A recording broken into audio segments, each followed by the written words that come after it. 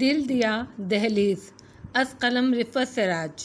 وہ اس کے واضح انکار پر سخت برہم نظر آ رہے تھے۔ ہم نے اپنی زندگی میں اتنا احمق کوئی نہیں دیکھا۔ وہ یہ کہہ کر باہر نکل گئے اور وہ بے دم ہو کر کارپیٹ پر بیٹھ گئی۔ مجھے پتہ ہے خان کہ میں غلط ہوں، مگر وہ ہاتھوں میں چہرہ چھپا کر رو پڑی۔ سرد رات کروٹیں بدلتے گزر گئی۔ کہیں جا کر نور کے تڑکے آنکھ لگی تھی۔ کسی نے نہیں اٹھایا، وہ خود ہی جاگی۔ اتنا سونے کے باوجود سر بھاری سا محسوس ہو رہا تھا۔ ویرانی اور وحشتی یوں محسوس ہوتا تھا پیدائش سے لے کر کل رات تک وہ ایک حسین خواب کے طلسم میں تھی۔ منتر پڑھ رہی تھی، حصار باندھ کر پڑھائی میں کچھ بھول گئی ہوگی۔ حصار ضائع ہو گیا، طلسم ٹوٹ گیا، اذیت ناک احساس ضیاع تمام محنت کا حاصل رہا۔ منہ دھو کر بیرونی دروازے میں آئی تو بے ساختہ خوشی اس کے خون میں دوڑنے لگی۔ اماں جی تزئین اور ناظرین بیٹھے خوش گپیوں میں مصروف تھیں۔ اس نے سب کو مشترکہ سلام کیا اور اماں جی کے سامنے سر جھکا دیا۔ اماں نے شفقت سے اس کے سر پر ہاتھ پھیرا۔ طبیعت اچھی نہیں ہے شاید، تمہاری بہت دیر سوئیں؟ میں تو سوچ رہی تھی کہ پھاٹک پر کھڑی ہوگی۔ نہیں اماں جی، میری طبیعت ٹھیک نہیں ہے۔ اس نے جھک کر ان کے پاؤں تھام لیے اور فرش پر بیٹھ گئی۔ کیا ہو گیا؟ تزئین نے پوچھا۔ زخموں میں بہت دکھن ہو رہی ہوگی۔ کیوں؟ اماں جی نے ہمدردی اور دکھ سے اس کی سمت دیکھتے ہوئے کہا۔ جی اماں، اتنی دکھن تو زندگی میں کبھی نہیں ہوئی۔ وہ ان کے گھٹنوں پر چہرہ ٹکا کر پھوٹ پھوٹ کر رو پڑی۔ پاگل نہ ہو، جب چوٹ تازی تھی تو روتی نہیں تھی، اب اتنا رو رہی ہے؟ اماں جی نے سر پر ہاتھ پھیرتے ہوئے کہا۔ آہ لگے گی ظالم کو تیری۔ خالہ سولہ آنے بھی کچن سے اس کی پشت پر آ کھڑی ہوئیں۔ چل چپ ہو جا، مت ہلکا کر خود کو، اللہ نے تیرے بھاگ جگا دیے، سب کچھ بھول جائے گی۔ کیا گبرو جوڑ دیا ہے؟ کیا پٹر پٹر انگریزی بولتا ہے؟ پولیس والا ہے، خوب دہشت ہوگی تیری۔ پولیس والی کہا کریں گے لوگ تجھے۔ تزئین نے اسے چھیڑا۔ وہ خاموشی سے آنکھیں پوچھتی رہی۔ یہ تو جی آپ لوگوں کا بڑا پن ہے اور اس کے بھلے نصیب ہیں۔ خالہ سولہ آنے جذبہ تشکر سے چور چور تھیں۔ اماں جی، کیا شادی کرنا بہت ضروری ہوتا ہے؟ اسے ناک پوچھتے ہوئے سادگی سے پوچھا۔ تزئین کو گدگدی ہوئی، مگر اماں جی کے لحاظ میں کچھ بولی نہیں۔ شادی تو عورت کی طاقت ہوتی ہے، نصیب کھلنا کہتے ہیں۔ عورت پوری ہوتی ہے، گود میں بچے کھیلتے ہیں، سب سے بڑی خوشی کی پہچان ہوتی ہے۔ اس کا مرد اس کا سنگھار بھی ہوتا ہے اور ڈھال بھی، اس لیے ضروری ہوئی نا شادی۔ اماں جی نے ہلکے سے اس کے سر پر چپت لگائی۔ شادی تو ہونے دیں، پھر پوچھیں گے تجھ سے۔ ناظرین کھلکھلا کر ہنس پڑیں۔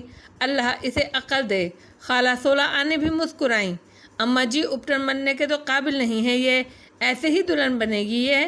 تزئین نے تعصب سے اس کی طرف دیکھا۔ ارے اسے تو اللہ نے سجا بنا کر بھیجا ہے، اماں جی نے محبت سے کہا۔ ان کو بھی کہلوا دیں کہ زخمی ہے۔ ناظرین نے تزئین کو آنکھ ماری اور دونوں بے ساختہ ہنس پڑیں۔ اماں جی تو ان کی شرارت نہیں سمجھی، البتہ خالہ مسکرا کر یہ کہتے ہوئے واپس پلٹ گئیں۔ حد ہو گئی چھوٹی دلہن، شام کو ہی نکاح ہو گیا تھا۔ علی کے حیدرآباد روانہ ہونے میں 2 دن تھے۔ 2 دن تک اسے 7C ہی میں رہنا تھا۔ سنہری غرارہ سوٹ اور سرخ دوپٹے میں وہ ہوش اڑائے دے رہی تھی۔ میک اپ کے نام پر صرف سرخ لپسٹک اور کاجل کا استعمال ہوا تھا۔ نکاح میں علی اور تیمور علی خان کے 4-5 دوست علیم الدین اور بابا صاحب شریک ہوئے تھے۔ اس کا چہرہ قطعی بے اثر تھا، گویا سکتے کی کیفیت تھی۔ وہ کسی شو روم میں سجی ڈمی محسوس ہو رہی تھی۔ تزئین اور ناظرین اسے رات 10 بجے اوپر پہنچا گئیں۔ وہ 10-20 منٹ بیٹھی جانے کیا سوچتی رہی، پھر ایک دم سے نیچے اتر آئی۔ عجب وحشت و گھبراہٹ اس کے چہرے سے ظاہر تھی۔ وہ دیوانہ وار دروازہ کھول کر بالکنی میں کھڑی ہوئی تھی۔ نظر کے سامنے جھاگ اڑاتا سمندر اور ایک عظیم جوار بھاٹا اس کے اندر شور مچا رہا تھا۔ دور ایک جہاز کی لائٹیں ننھے ننھے قمقموں کی طرح نظر آ رہی تھیں۔ وہ ٹکٹکی باندھ کر سامنے گھورنے لگی۔ مان اسے قدموں کی چاپ سنائی دی۔ اس کا دل دھک دھک کرنے لگا، حتیٰ کہ ٹانگیں کانپنے لگیں۔ اس سے رخ موڑ کر دیکھا نہیں گیا۔ واہ بھائی، کیا نام ہے تمہارا؟ یہاں کیوں کھڑی ہو؟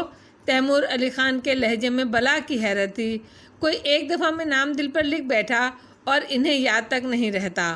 دکھ کی ایک نئی لہر اس کا وجود دریک گئی۔ اس میں ان کی طرف دیکھنے کا یارہ نہیں تھا۔ کیا پوچھ رہے ہیں ہم؟ وہ الجھے۔ ठंडी हवा में खड़ी हूँ खान, आग लगी हुई है मेरे अंदर, उसने बेतासुर मगर सर्द लहजे में जाविया बदले बगैर जवाब दिया। वाह भाई, बात यह है कि इस तरह नहीं खड़े होते। वो कदरे उलझ कर गोया हुए जैसे अपनी बात कहने में उन्हें बड़ी दिक्कत हो रही हो। किस तरह खान? उसके होंठों पर तल्ख से मुस्कुराहट उभरी और फौरन मादूम हो गई। भाई तुम्हारी शादी हो गई है? वो अपनी बात कह नहीं पा रहे थे। शादी के बाद क्या ठंडी हवा में खड़े नहीं होते?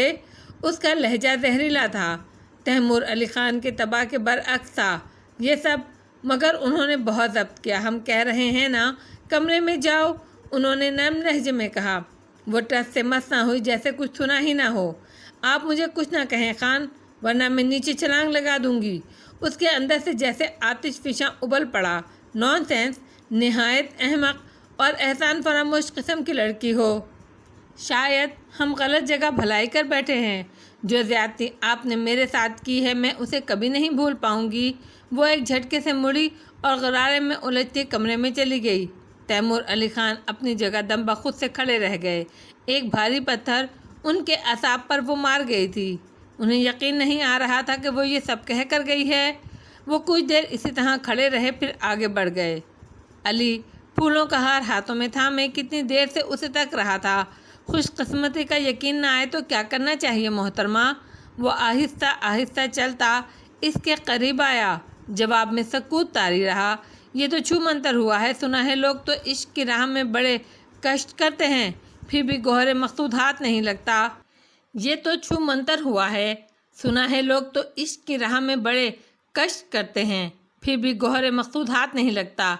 वाकई आप मेरे सामने बैठी हैं या मरने के बाद सीधा जन्नत पहुंच गया हूं मैं? वहाँ एक शोखी का आलम मुतवातर था। ठहरिए, अभी छू कर देखता हूँ, शायद फिर यकीन आ जाए।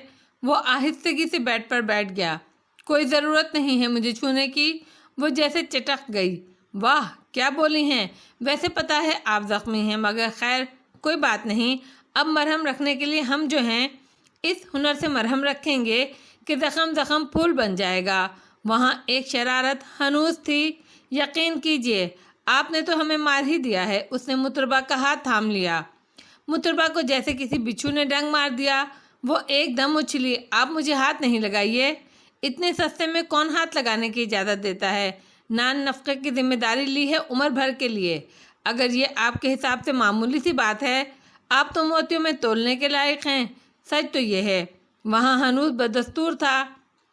देखिए, पहली बात तो ये कि मैं आपको बिल्कुल नहीं जानती।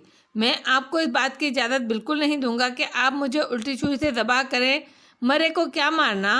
अली तो उसकी इस अंदाज पे अपने हवास ही खो बैठा और उसकी बात बेसाख्ता काट दी। देखिए, मैं बहुत दुखी हूँ। मुतरबा बेबसी से चेहरा हाथों में छुपा कर फूट फूट कर रो पड़ी। आपके एक एक दुख में शरीक होने का वादा करता हूँ।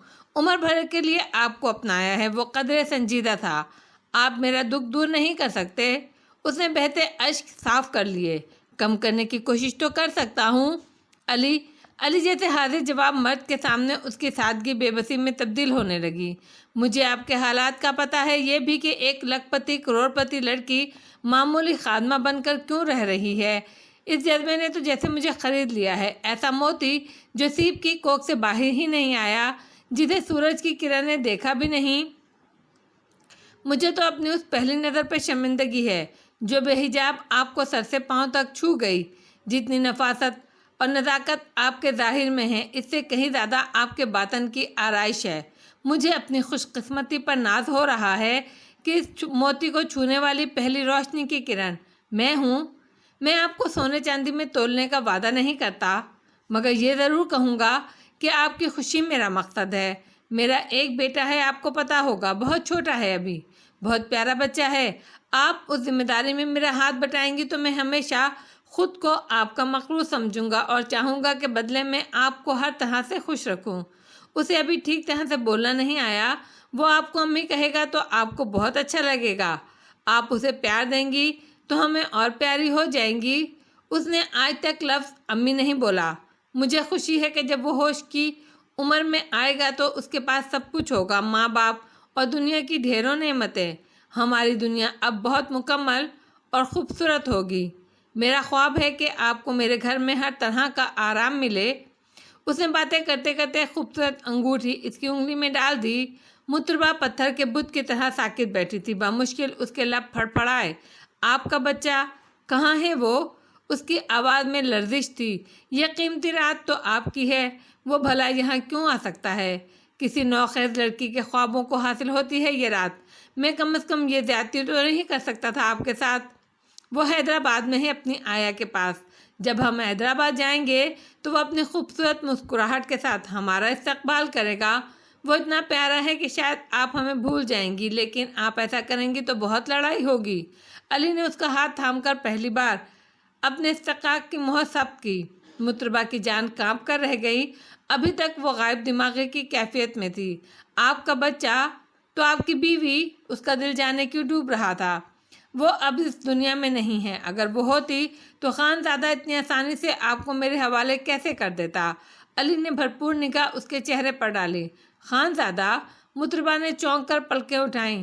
تیمور علی خان میری جان، یہ بھی نہیں جانتی؟ وہ ہنس دیا۔ مطربہ کا چہرہ جیسے ایک دم پتھر کا ہو گیا۔ باطنی کیفیت کی ایک ایک لہر چہرے پر نقش ہو گئی۔ ایک بات ہے، اس کی آواز قطعی بے تاثر تھی۔ بسم اللہ بادشاہو۔ علی گاؤ تکیہ پہلو میں لے کر نیم دراز ہوتے ہوئے شوخی سے گویا ہوا۔ جب آپ مجھ سے بات کریں تو حویلی کی کسی شخص کا ذکر بیچ میں نہ لائیں۔ اس کی آواز میں کسی پاتال، کسی گہرے دکھ کی کاٹ تھی۔ عجیب تاثیر ہے نکاح کے چند بولوں کی۔ دو اجنبی رفاقت کی ہر لہر کو دل سے گزرتا محسوس کرنے لگتے ہیں۔ قربتیں اپنی جگہ آپ بنانے لگتی ہیں۔ حالانکہ اس نے کتنا مصمم ارادہ کیا تھا کہ وہ علی کو ہر طرح سے مایوس کرے گی، قہر اوڑھ لے گی، بیگانگی لپیٹ لے گی، اور علی کے وارفتہ اور اپنائیت بھرے لب و لہجے نے اسے بے حد کمزور کر دیا۔ اس پر وہ نفسیاتی ٹریٹمنٹ جو عموماً دلہن کو دی جاتی ہے، تزئین نے اسے یہاں پہنچانے سے پہلے جانے کتنی قسم کی نصیحتیں کی تھیں۔ علی کے لیے اس کے دل میں ایک دروازہ بے آواز کھولنے کی کوشش کی تھی۔ اس وقت تو بغاوت و نفی کے مراحل وہ طے کر رہی تھی۔ تزئین کا ایک ایک لفظ اسے چھل نہیں کر رہا تھا، مگر علی کے لب و لہجے کی خواب پرور حلاوت یادداشت کے خفیہ گوشوں سے تزئین کے نفسیاتی داؤ پیچ ڈھونڈ لائی تھی۔ ایک بے توقیر اور حقیقی رشتوں کی محبت سے محروم اور پھر بے حد کم عمر، اتنی پختگی کہاں تھی کہ ایک بھرپور مرد کا مقابلہ کر پاتی؟ اس پر متضاد ایک بے ماں کے معصوم بچے کا ذکر۔ اس کی تمام تر دنیا کمرے کے اندر گردش کرنے لگی۔ آپ کی بیوی، اس نے کچھ بولنا چاہا۔ وہ تو اب آپ ہیں، وہاں سے برجستہ جواب آیا۔ میرا مطلب ہے کہ حیا نے اس کی قوت منتشر کر رکھی تھی۔ وہ عشق کرتی تھی مجھ سے، میرے اپنے قبیلے کی تھی، بچپن کی مانگ تھی، مگر ایسا ہوا کہ ہمارے خاندانوں میں قتل کی وجہ سے دشمنی ہو گئی، اور دشمنی بھی اعلیٰ درجے کی۔ اس وقت میں پڑھ رہا تھا، اس دشمنی کے نتیجے میں ہماری منگنی ختم ہو گئی۔ دکھ تو خیر مجھے بھی بہت تھا، میں کیونکہ مرد تھا، اور اپنے باپ دادا اور میرے باپ دادا مجھے صبح شام غیرت و مردانگی، جس کا مطلب خون کے بدلے خون تھا، کا سبق پڑھاتے تھے۔ اسی لیے میری توجہ کئی جگہ بڑھ گئی، مگر اس کی توجہ صرف ایک سمت تھی، یعنی میری طرف۔ وہ مجھ سے جدا ہونے پر کسی قیمت پر راضی نہیں تھی۔ ایک رات وہ ڈھیروں سونا پہن کر میرے کمرے میں آ گئی اور فرار ہونے کی ضد کی۔ اس کی شادی کہیں اور طے کر دی گئی تھی۔ وہ بہت جذباتی ہو رہی تھی۔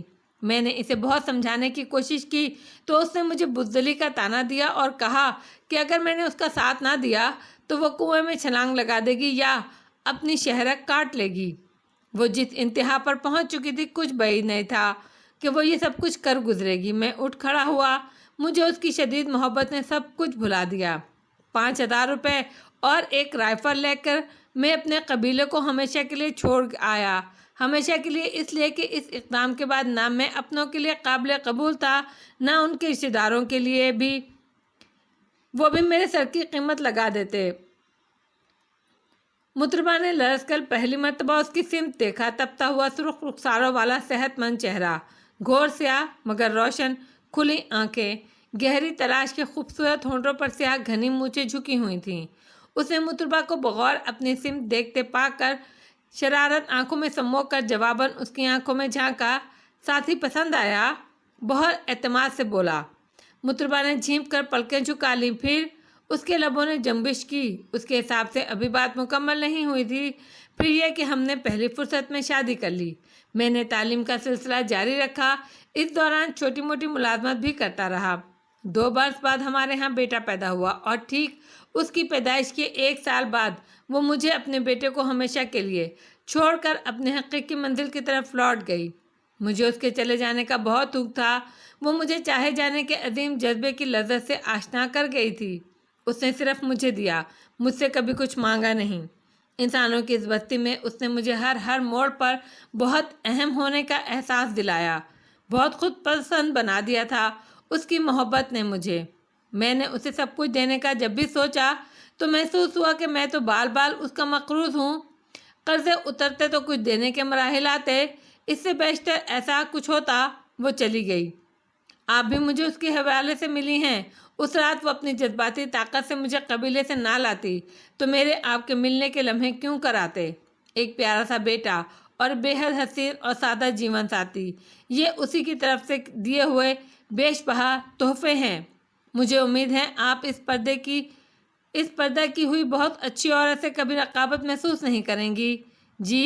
محترمہ سمجھی نہیں۔ مطلب یہ کہ آپ کو اس کا ذکر کرنا ناگوار تو نہیں گزر رہا؟ علی کے انداز میں سنجیدگی تھی۔ وہ کھوٹی اور بزدل نہیں تھی۔ اتنی اچھی عورت تو ہوتی بھی نہیں ہے، اس نے سادگی سے کہا۔ علی نے بے ساختہ اس کا مہندی سے سرخ ہاتھ اپنے ہاتھوں میں تھام لیا۔ چشمے کا پانی صاف دیکھا ہے۔ مطربہ آنکھیں جھکائے خاموش رہی۔ آپ کو دیکھ کر اس کا خیال آتا ہے۔ وہ بھرپور جذبے سے مسکرایا۔ آپ مجھے آپ کیوں کہہ رہے ہیں؟ اس نے ہچکچاتے ہوئے ٹوکا۔ روب حسن کے آگے بے بس ہوں۔ وہ شریر ہوا۔ آپ کو میں نے اپنی عزت بنایا ہے۔ میں صرف آپ سے محبت نہیں کروں گا بلکہ آپ کی عزت بھی کروں گا، ہمیشہ۔ یہ میرا پہلا اور سچا وعدہ ہے آپ سے۔ وہ اٹھ کر بیٹھ گیا اور کوٹ اتارنے لگا۔ مطربہ کو جانے ایک دم کیا ہوا، اس کا سارا وجود کانپنے لگا۔ وہ دونوں ہاتھوں میں چہرہ چھپا کر پھوٹ پھوٹ کر رو پڑی۔ علی کوٹ صوفے پر اچھال کر اس کی سمت متوجہ ہوا۔ مطربہ کیا ہوا؟ وہ مزید ہچکیاں لے کر رونے لگی۔ پلیز بتاؤ نا، کیا میری کسی بات سے تمہیں تکلیف ہوئی ہے؟ وہ بہت پریشان ہو گیا۔ نہیں، جو کچھ آپ مجھے دے رہے ہیں وہ میری اوقات سے بہت زیادہ ہے۔ بڑی قناعت پسند ہو۔ ابھی کچھ دیا ہی کب ہے؟ وہ ہنس دیا۔ دیکھو چپ ہو جاؤ ورنہ مجھے 360 طریقے سے چپ کرانا آتا ہے۔ اپنے اسٹائل میں چپ کرایا تو گھبرانا نہیں اور نہ مجھے کوئی الزام دینا۔ مطربہ کے تمام حواس اس کی وارفتگی کے سامنے ڈھیر ہو رہے تھے۔ بی بی جان، کیا یہ کپڑے بھی رکھ لوں؟ مطربہ نے بیگ کی سمت اشارہ کیا۔ بے وقوف، اب یہ کپڑے پہنے گی؟ اماں جی نے 10-12 سوٹ جو دیے ہیں تجھے اور تیرے وہ بھی تو لائے ہیں اتنے کپڑے، ابھی تو نیا روز جوڑا پہنا کر۔ نازنین ہنسی۔ مطربہ، اللہ کی قسم قیامت لگ رہی ہے۔ ویسے رات کو تو خیریت رہی نا؟ ویسے تجھے بے ہوش انسانوں کو ہوش میں لانے کی ترکیبیں تو آتی ہیں نا؟ تزین شرارت سے ہنسی۔ مطربہ کے چہرے پر حیا کے رنگ بکھر گئے۔ اب بتا، اب بھی رویا کرے گی؟ تزین نے چھیڑا۔ اسی دم Timur Ali Khan drawing room میں داخل ہوئے۔ وہ اسی سمت رخ کیے کھڑی تھی۔ السلام علیکم۔ اس کی آواز اتنی دھیمی تھی کہ بامشکل سنی جا سکتی تھی۔ بس سلام آپا۔ اماں جی کہاں ہیں؟ انہوں نے اچتی سی نگاہ اس پہ دوڑاتے ہوئے تزین سے پوچھا۔ برآمدے میں تو ہی بیٹھی تھی، وہاں نہیں ہیں کیا؟ تزین کے بجائے نازنین نے جواب دیا۔ نہیں، وہاں تو نہیں ہیں۔ انہوں نے پھر ایک الجھی ہوئی نگاہ مطربہ پر ڈالی۔ گہرے میرون کامدارنی سے مرصع سوٹ میں ایک نئی زندگی کا انکشاف اس کے ایک ایک نقش پر سب تھا۔ اس نے یکدم تیمور علی خان کی سمت سے رخ موڑ لیا۔ بی بی جان، اگر میں ان سے کہوں تو کیا یہ مجھے نانی سے ملانے لے جائیں گے؟ کہہ کر تو دیکھو، افق کے اس پار بھی لے جائیں گے ہمارے علی مہمندی صاحب۔ نازنین کھلکھلا کر ہنسی تھی۔ مطربہ کو تیمور کی موجودگی کے خیال سے کچھ زیادہ ہی حیا آ گئی۔ ہاں، نانی تو نانی ہے، اب تو تم ان کے ساتھ اپنی ماں کے پاس بھی ملنے جا سکتی ہو۔ اب تمہیں پتہ چلے گا کہ ہم نے تمہارے ساتھ بھلائی کی ہے یا برائی۔ تیمور علی خان کی آواز اس کی سماعت سے ٹکرائی۔ بعض انسانوں پر اتنی مشکلیں آ پڑتی ہیں کہ انہیں بھلائی برائی کی تمیز نہیں رہتی۔ وہ عجب سے انداز میں بیگ بند کر کے ایک طرف رکھتے ہوئے بولی۔ ذہین تو بہت ہے مطربہ، کوئی حیرت کی بات نہ ہوگی اگر تو کچھ دن بعد علی محمد کی استانی نہ ہو گئی۔ تزین نے اپنی حیرت کو شوخی سے چھپایا۔ ارے تم لوگ یہاں ہو، بتاؤ مطربہ بھی ہے، اس کا سامان دیکھ لیا؟ تیمور، میں نے تمہارے بابا صاحب سے کہا تھا کہ علی کو کچھ نقد رقم دے دیں اپنی طرف سے، گھر کی ضرورت کی چیزیں مطربہ اپنی پسند سے لے لے گی، اب اتنی جلدی کیا ہو سکتا تھا؟ اماں جی 200 روپے ہیں میرے پاس، وہ سادگی سے بولی۔ تزئین اور ناظرین کے قہقہ بلند اور اماں جی اور تیمور علی خان کی مسکراہٹیں مبہم تھیں، گویا ابھی تک پیچھا نہیں چھوٹا ان 200 روپے سے۔ تیمور علی خان صوفے پر بیٹھ گئے۔ اماں جی، علی نے بھی کچھ لینے سے انکار کر دیا ہے، بابا صاحب نے بہت اصرار کیا تھا مگر وہ نہیں مان رہا۔ اماں جی، کیا ضرورت ہے، میری اوقات سے بڑھ کر سلوک کیا ہے آپ نے؟ مطربہ کی آواز بھر آ گئی۔ یوں نہیں کہتے، تیرے نانا تو قول نبھانے والے اصیل تھے، اور کیوں نہ ہوتا، سید زادہ تھا، کم نسب تو نہیں ہے تو؟ اللہ لگتی تو یہ ہے کہ تو نوکرزاد ہو کر سجی ہی نہیں، اللہ نے تیرا نصیب کھول دیا، خوش رہ۔ مزاج واقعی بہت ہے اماں جی، جو اس کی حقیقت بتا ہی دیتے ہیں۔ تیمور علی خان کے لہجے میں جانے کیا تھا، اس نے بے ساختہ ان کا چہرہ دیکھا اور انہوں نے پہلی مرتبہ اس سے نگاہیں چرائیں۔ دیکھ بچی، اپنے مرد کی توجہ اور محبت چاہیے تو اس کی اولاد کو اپنا لینا، پھر دیکھ کتنی قدر کرے گا تیری۔ بچہ ضرور ہے اس کا، مگر اتنی عمر نہیں ہے علی کی، تیمور سے 1-2 سال ہی بڑا ہوگا۔ کوئی بات ہو، کوئی مثال ہو، یہ تیمور کہاں سے آ جاتے ہیں بیچ میں، جبکہ یہ کبھی بیچ میں نہیں ہوں گے۔ اور میری بات سن، ہر صورت نباہ کرنی ہے، کوئی مشکل وقت پڑے تو جان چھڑانے کو جلدی نہیں کرنا، سمجھ رہی ہے؟ مرد نبھاتا آسان نہیں ہوتا، لیکن نبھانا آ جائے تو عورت کی ساری زندگی سنور جاتی ہے۔ خدمت اور محبت 2 ہی ہتھیار ہیں جو اللہ نے عورت کو دیے، ان سے کام لینا سیکھ گئی تو بھلی گزر جائے گی۔ اماں جی بغور اس کا چہرہ دیکھتے ہوئے سمجھا رہی تھیں۔ سن رہی ہو نا میری بات؟ جی اماں جی، اللہ بھاگ جگائے رکھے، نصیب اچھا کرے، حویلی کے دروازے کھلے ہیں، جب چاہے ملنے آ جایا کرنا، یاد آئے گی مجھے، بڑی خدمت کی ہے تو نے میری۔ اماں جی، آپ ایسی باتیں نہ کریں، مجھے رونا آ رہا ہے۔ وہ رونے کو ہو گئی۔ اچھا، دھیان سے اپنی چیزیں رکھ لے، کبھی بعد میں پریشانی ہو۔ چھوٹی دلہن، وہ شال بھی دے دے اسے جو میں لائی تھی، ساتھ ہی رکھ لے، کبھی بعد میں دھیان نہ رہے، وہ رکھ دی ہے اس کے کپڑوں میں۔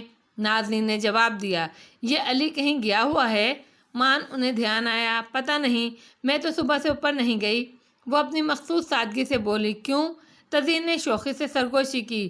وہ حیا آمیز انداز میں خاموشی سے کپڑے طے کرنے لگی۔ پاگل، کیوں نہیں گئی اوپر؟ اس کا سامان نہیں باندھے گی کیا؟ اماں جی مسکرائیں۔ اصل سامان تو ساتھ باندھا چلا جا رہا ہے۔ ناظرین بہت سروں میں ہنسی۔ یہ چلی جائے گی تو تم بھی اپنے میکے ہو آنا، اماں جی ناظرین سے مخاطب ہوئیں۔ جی اماں جی، امی بھی فون پر پوچھ رہی تھی کہ کب آؤ گی۔ تزئین بھی رات کو اپنے سسرال جائے گی، پھر آپ اکیلی کیا کریں گی؟ آپ میرے ساتھ چلیے گا۔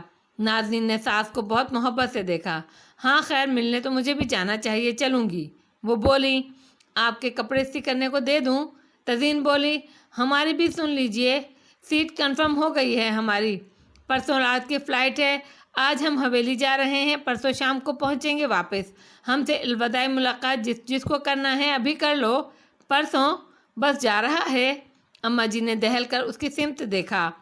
جانا تو ہے اماں جی، تجھے مجھ پر ترس نہیں آتا تیمور؟ وہ اب دیدہ ہو گئیں۔ اماں جی پھر وہی، ہم ہمیشہ کے لیے تو نہیں جا رہے، آنے کے لیے جا رہے ہیں، جہاں اتنی ہمت دکھائیے تھوڑی سی اور صحیح۔ وہ ماں کے قریب آ کر بیٹھ گیا۔ مطربہ، کہاں کی ہمت، گھل گئی ہوں میں تیری جدائی میں۔ ان کی آنکھوں میں پانی تیرنے لگا۔ مطربہ کا جی ایک دم چاہا وہ مڑ کر تیمور علی خان کو دیکھے، مگر نہ جانے پھر کیا ہوا، وہ مزید تندہی سے کپڑے طے کرنے لگی اور اس کی سمت سے بالکل ہی پشت کر لی۔ وہ رات گئے حیدرآباد پہنچے تھے، سارا شہر نیند کی آغوش میں تھا۔ تیمور علی خان نے گاڑی مار ڈرائیور ان کے ساتھ کی تھی۔ پرانی وضع کا گھر تھا جس کے باہر ایک زرد رنگ کا بیمار سا بلب لگا ہوا تھا۔ دستک پر ایک بوڑھی عورت کی آواز سنائی دی، کھولو اماں، میں ہوں علی۔ دروازہ فوراً ہی کھل گیا۔ جس شوق سے بوڑھی عورت دروازے میں آئی تھی، اتنی ہی حیرت سے پیچھے ہٹی۔ کاہی سب سوٹ اور سنہری بارڈر والی چادر، پھولوں کی خوشبو، چوڑیوں سے بھری کلائیاں اور جھکی ہوئی آنکھیں، اس پر متضاد حسن بھی غیر معمولی۔ اندر آنے نہیں دو گی اماں؟ فکر مند ہونے کی ضرورت نہیں، آپ کے پیارے کے لیے مال آیا ہوں۔ علی کے انداز میں اس کی فطری شوخی جھلک رہی تھی۔ عورت پیچھے ہٹ گئی مگر حیرت اپنی جگہ بدستور تھی۔ اماں، ڈرائیور بہت تھک گیا ہوگا، بیٹا کھول دو اور اسے چائے پانی کا تو پوچھو۔ وہ تو پوچھ لوں گی مگر یہ اوفو، یقین نہیں آیا ابھی تک، جبھی تو دلہن کے سر پر ہاتھ پھیر کر دعا نہیں دی۔ تمہاری قسم اماں، نکاح کیا ہے؟ بڑی بی کے اوسان ذرا بحال ہوئے۔ وہ آگے بڑھی اور مطربہ کے سر پر ہاتھ پھیرا۔ کہاں سے ملی یہ چاند سی دلہن؟ سارے گھر میں روشنی ہو گئی ہے۔ وہ بہت پرشوق انداز میں جائزہ لے رہی تھی۔ آؤ بیٹی، یہاں بیٹھ جاؤ۔ انہوں نے اسے تھام کر ایک کرسی پر بٹھا دیا۔ میں نے آپ کو بیٹی کہا ہے، آپ نے برا تو نہیں مانا؟ دراصل علی میاں نے میری عادتیں بگاڑ دی ہیں۔ ہوں تو میں نوکرانی مگر مجھے ماں ہی کی طرح عزت دیتے ہیں۔ تو اماں، تم بھی تو ہمارا، میرا مطلب ہے ہم باپ بیٹے کا اتنا خیال رکھتی ہو جیسے سگے رکھتے ہیں۔ اس کو تو خود نوکر ذات سے اونچی ترقی یکلخت ہوئی تھی۔ اس نے نگاہ اٹھا کر اب اپنی ملازمہ کو دیکھا۔ ایک دم جانے کیوں دل بھر آیا۔ وہ تیزی سے پلکیں جھپکا کر آنسو چھپانے لگی۔ علی میاں، دلہن بہت پسند آئی، اللہ مبارک کرے، خوشیاں دکھائے۔ آمین۔ وہ دعائیں دیتے ہوئے باہر نکل گئی۔ کہاں جا رہی ہو؟ علی نے کوٹ اتار کر ان کی سمت بڑھاتے ہوئے پوچھا۔ مطربہ نے درمیان ہی میں اٹھ کر کوٹ تھام لیا۔ علی نے بہت خوشی اور دلچسپی سے ان کی سمت دیکھا۔ منہ تو میٹھا کرا دوں، دلہن پہلی بار گھر آئی ہے، وہ رکے بغیر آگے بڑھتے ہوئے بولیں۔ وہ علی کا کوٹ بازو پر لٹکا کر ادھر ادھر لٹکانے کی جگہ تلاش کر رہی تھی۔ نظروں ہی نظروں میں اتنا حسین روپ سروپ اور یہ ادائیں۔ محترمہ، بندہ ہلاک بھی ہو سکتا ہے۔ میں تو یوں بھی ابھی خواب دیکھ رہا ہوں اور اسی سلسلے میں بھٹک رہا ہوں، ابھی تک یقین نہیں آ رہا۔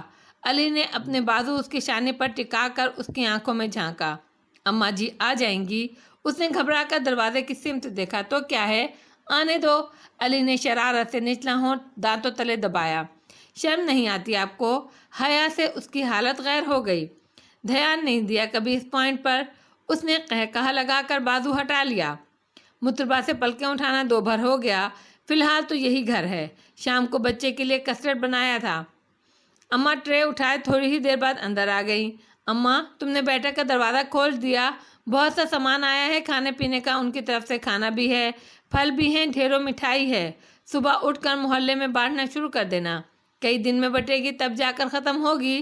علی نے قمیص کے اوپری بٹن کھول کر کسٹرڈ پیالی میں ڈالتے ہوئے لاپرواہی سے کہا۔ ماشاءاللہ، بڑے دل والوں کی اولاد ہے۔ مطربہ کا چہرہ یکلخت سفید سا پڑ گیا۔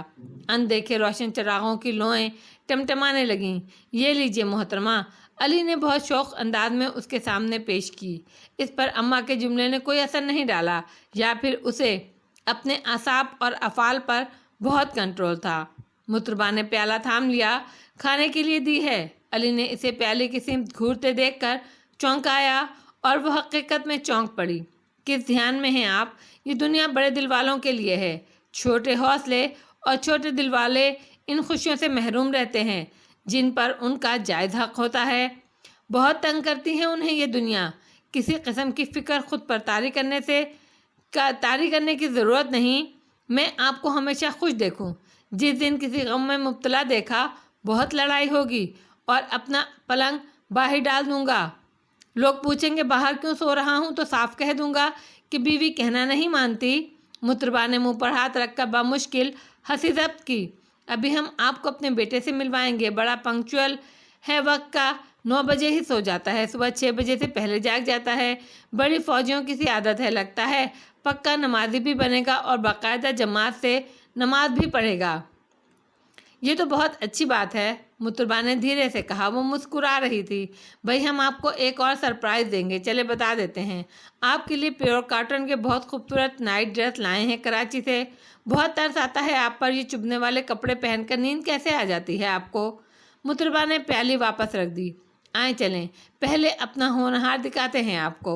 علی اٹھ کر اسے اپنے ساتھ آنے کا اشارہ کر کے چل پڑا اور وہ پیچھے پیچھے آئی۔ علی اوپر جانے کے لیے زینے کی طرف بڑھ رہا تھا۔ وہ بھی اس کی تقلید میں زینہ طے کرنے لگی۔ زینہ طے کرتے ہی چند فٹ کی خالی جگہ کے بعد سامنے ہی کمرہ تھا۔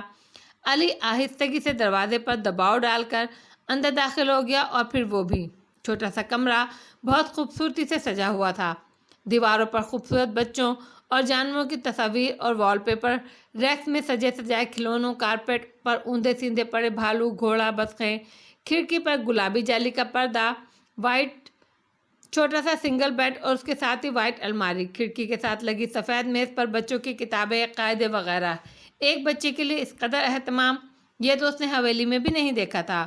وہاں ایک کمرے میں کم از کم 3 بچوں کا اہتمام ہوتا تھا اور اسی حساب سے بے ترتیبی بھی ہوا کرتی تھی۔ یہ رہے ہمارے ولی عہد، وہ جو آپ ہمیں دیں گی وہ ان کے جانشین ہوں گے۔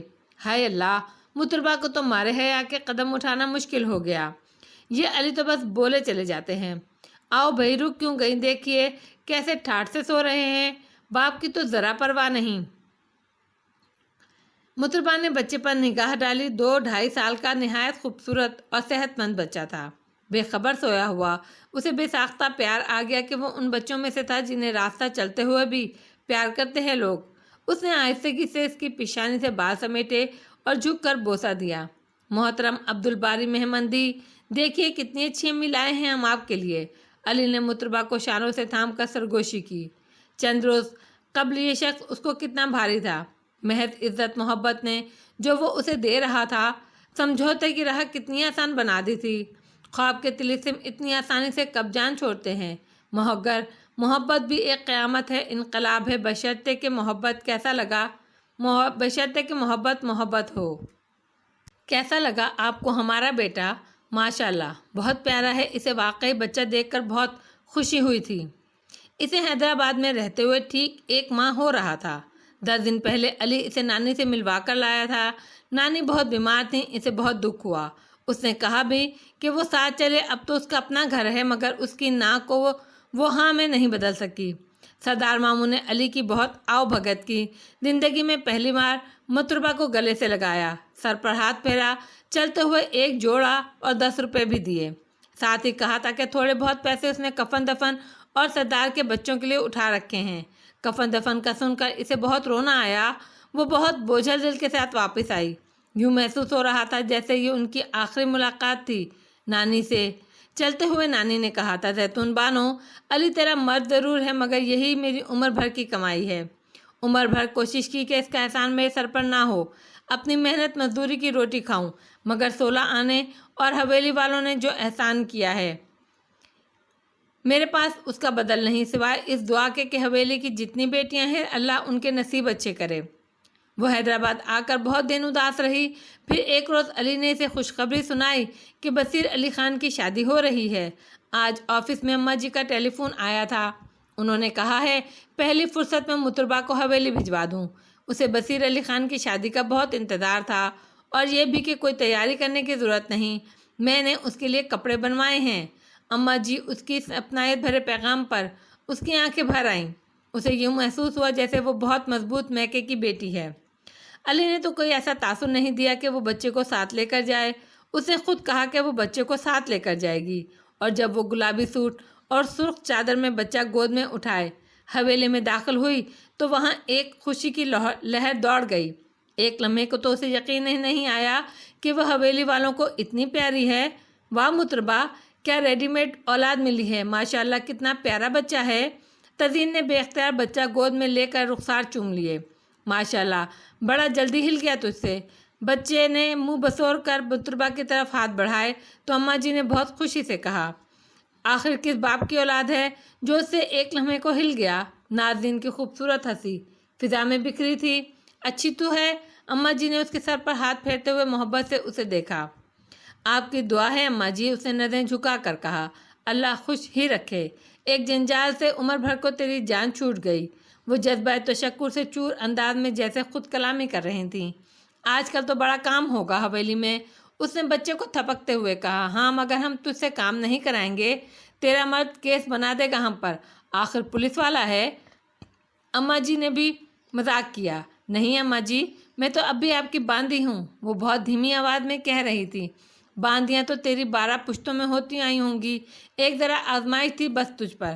جن 12 پشتوں کا ایک ڈھیلے کا رزق نہ کھایا میں نے، میں کیا جانوں ان کو، وہ بہت اعتماد سے کہہ رہی تھی۔ دیکھا اماں جی، 1 مہینے میں ہی کتنی سنجیدہ باتیں کرنے لگ گئی ہے۔ تزین نے ہنس کر کہا، نہیں خیر سمجھ والی تو یہ ہے۔ اماں جی نے شفقت بھرے انداز میں اسے دیکھا۔ مگر تیمور تو یہ کہتے ہیں کہ سر سے گزر جاتی ہیں، اس کے ہماری باتیں بہت آسان انداز میں بات کرنی پڑتی ہے اسے۔ ناظرین نے کہا۔ مطربہ جیسے ایک دم چونک پڑی، یہ تو خیال ہی نہیں آیا کہ نان سینس احمق کہنے والا اب اس حویلی میں، اس وطن میں ہے ہی نہیں۔ اسے حویلی میں یکا یک بہت بڑی کمی محسوس ہوئی۔ چرمی بوٹوں کی چرچراہٹ، دینا اترتے ہوئے قدموں کی مخصوص دھمک، اس کی آمد سے قبل ہی اس کی آمد کا اعلان، ایک مخصوص خوشبو کی زبانی، ایک خاص انداز کی کھنکار، جانے کیا کیا کم ہو گیا تھا حویلی میں۔ اس کے اندر وحشت کے بگولے ناچنے لگے۔ اسے محسوس ہوا کہ علی کی ذات اتنی ہنگامہ پرور اور پرجوش و پرشور ہے کہ ذات کے بند دروازے کھلنے کی فرصت اور مہلت نہیں ملتی۔ محض اتنی سی دوری نے اندر اکھاڑ پچھاڑ شروع کر دی تھی۔ اس نے گھبرا کر بچے کی پیشانی پر بوسہ دیا۔ بچے کا نام کیا ہے؟ اماں جی کو وہ بہت اچھی لگی بچے کو پیار کرتے ہوئے۔ باری۔ اس نے دوبارہ اس کی پیشانی پر بوسہ دیا۔ بڑا جچ رہا ہے یہ نام بچے پر۔ تدین نے بہت خوش ہو کر اپنی پسندیدگی کا اظہار کیا۔ میرے خیال میں تو پورا نام عبدالباری ہوگا۔ وہ پھر گویا ہوئی۔ جی، عبدالباری مہمندی، اس نے تائید کرتے ہوئے پورا نام بتایا۔ والد صاحب، واہ صاحب، کیا پرروب نام ہے۔ ناظرین نے بچے کا رخسار چھو کر کہا۔ اسے نیند آ رہی ہے، اوپر سلاؤں؟ نیچے تو بہت شور ہے۔ وہ اٹھ کھڑی ہوئی۔ 16 آنے کی کوٹھی میں نہ چلی جانا، اماں جی نے اوپر آخری والا کمرہ کھلوایا ہے۔ عالمتاب بھی آ گئی تھیں۔ دودھ پلا دے، پہلے آرام سے سوتا رہے گا، اماں جی نے تائید کی۔ ڈبے کا پلاتی ہوگی؟ تزین نے شرارت سے کہا۔ جی۔ وہ جھینپ کر مسکرا دی۔ لو، اس عمر میں تو یوں بھی اپنا چھوٹ جاتا ہے۔ اماں جی مذاق نہیں سمجھیں، سیدھے پن میں کہہ گئیں۔ ہاں اماں جی، ابھی اس کی عمر ہی کیا ہے؟ ناظرین مسکرائی۔ ارے میں بچے کی بات کر رہی ہوں، ماشاءاللہ 2 سال کا تو ہو گیا ہے نا؟ اماں جی نے پھر سادگی سے وضاحت کی۔ جی، یہ بتا رہے تھے کہ 2 سال کچھ مہینے کا ہو گیا ہے۔ وہ بولی۔ ہائے ظالم، کیا آفت لگی ہے وہ ان کہتے ہوئے۔ اب بتا، بہت رو رہی تھی کہ شادی نہیں کروں گی؟ تزین نے کھنچائی کی۔ واقعی لگ رہا تھا کہ عین نکاح کے وقت انکار کر دے گی۔ تزین بھی گویا ہوئی۔ مطربہ کا چہرہ ایک دم بے تاثر ہو گیا، نئے سرے سے جیسے حواسوں پر برف پڑ گئی۔ اس کی نظریں بے ساختہ اس سمت اٹھ گئیں جہاں سے چھپ کر اس نے دل کی ویرانی کا پہلا مرحلہ طے کیا تھا۔ درخیز زمین پر پہلی بار ہل چلا تھا۔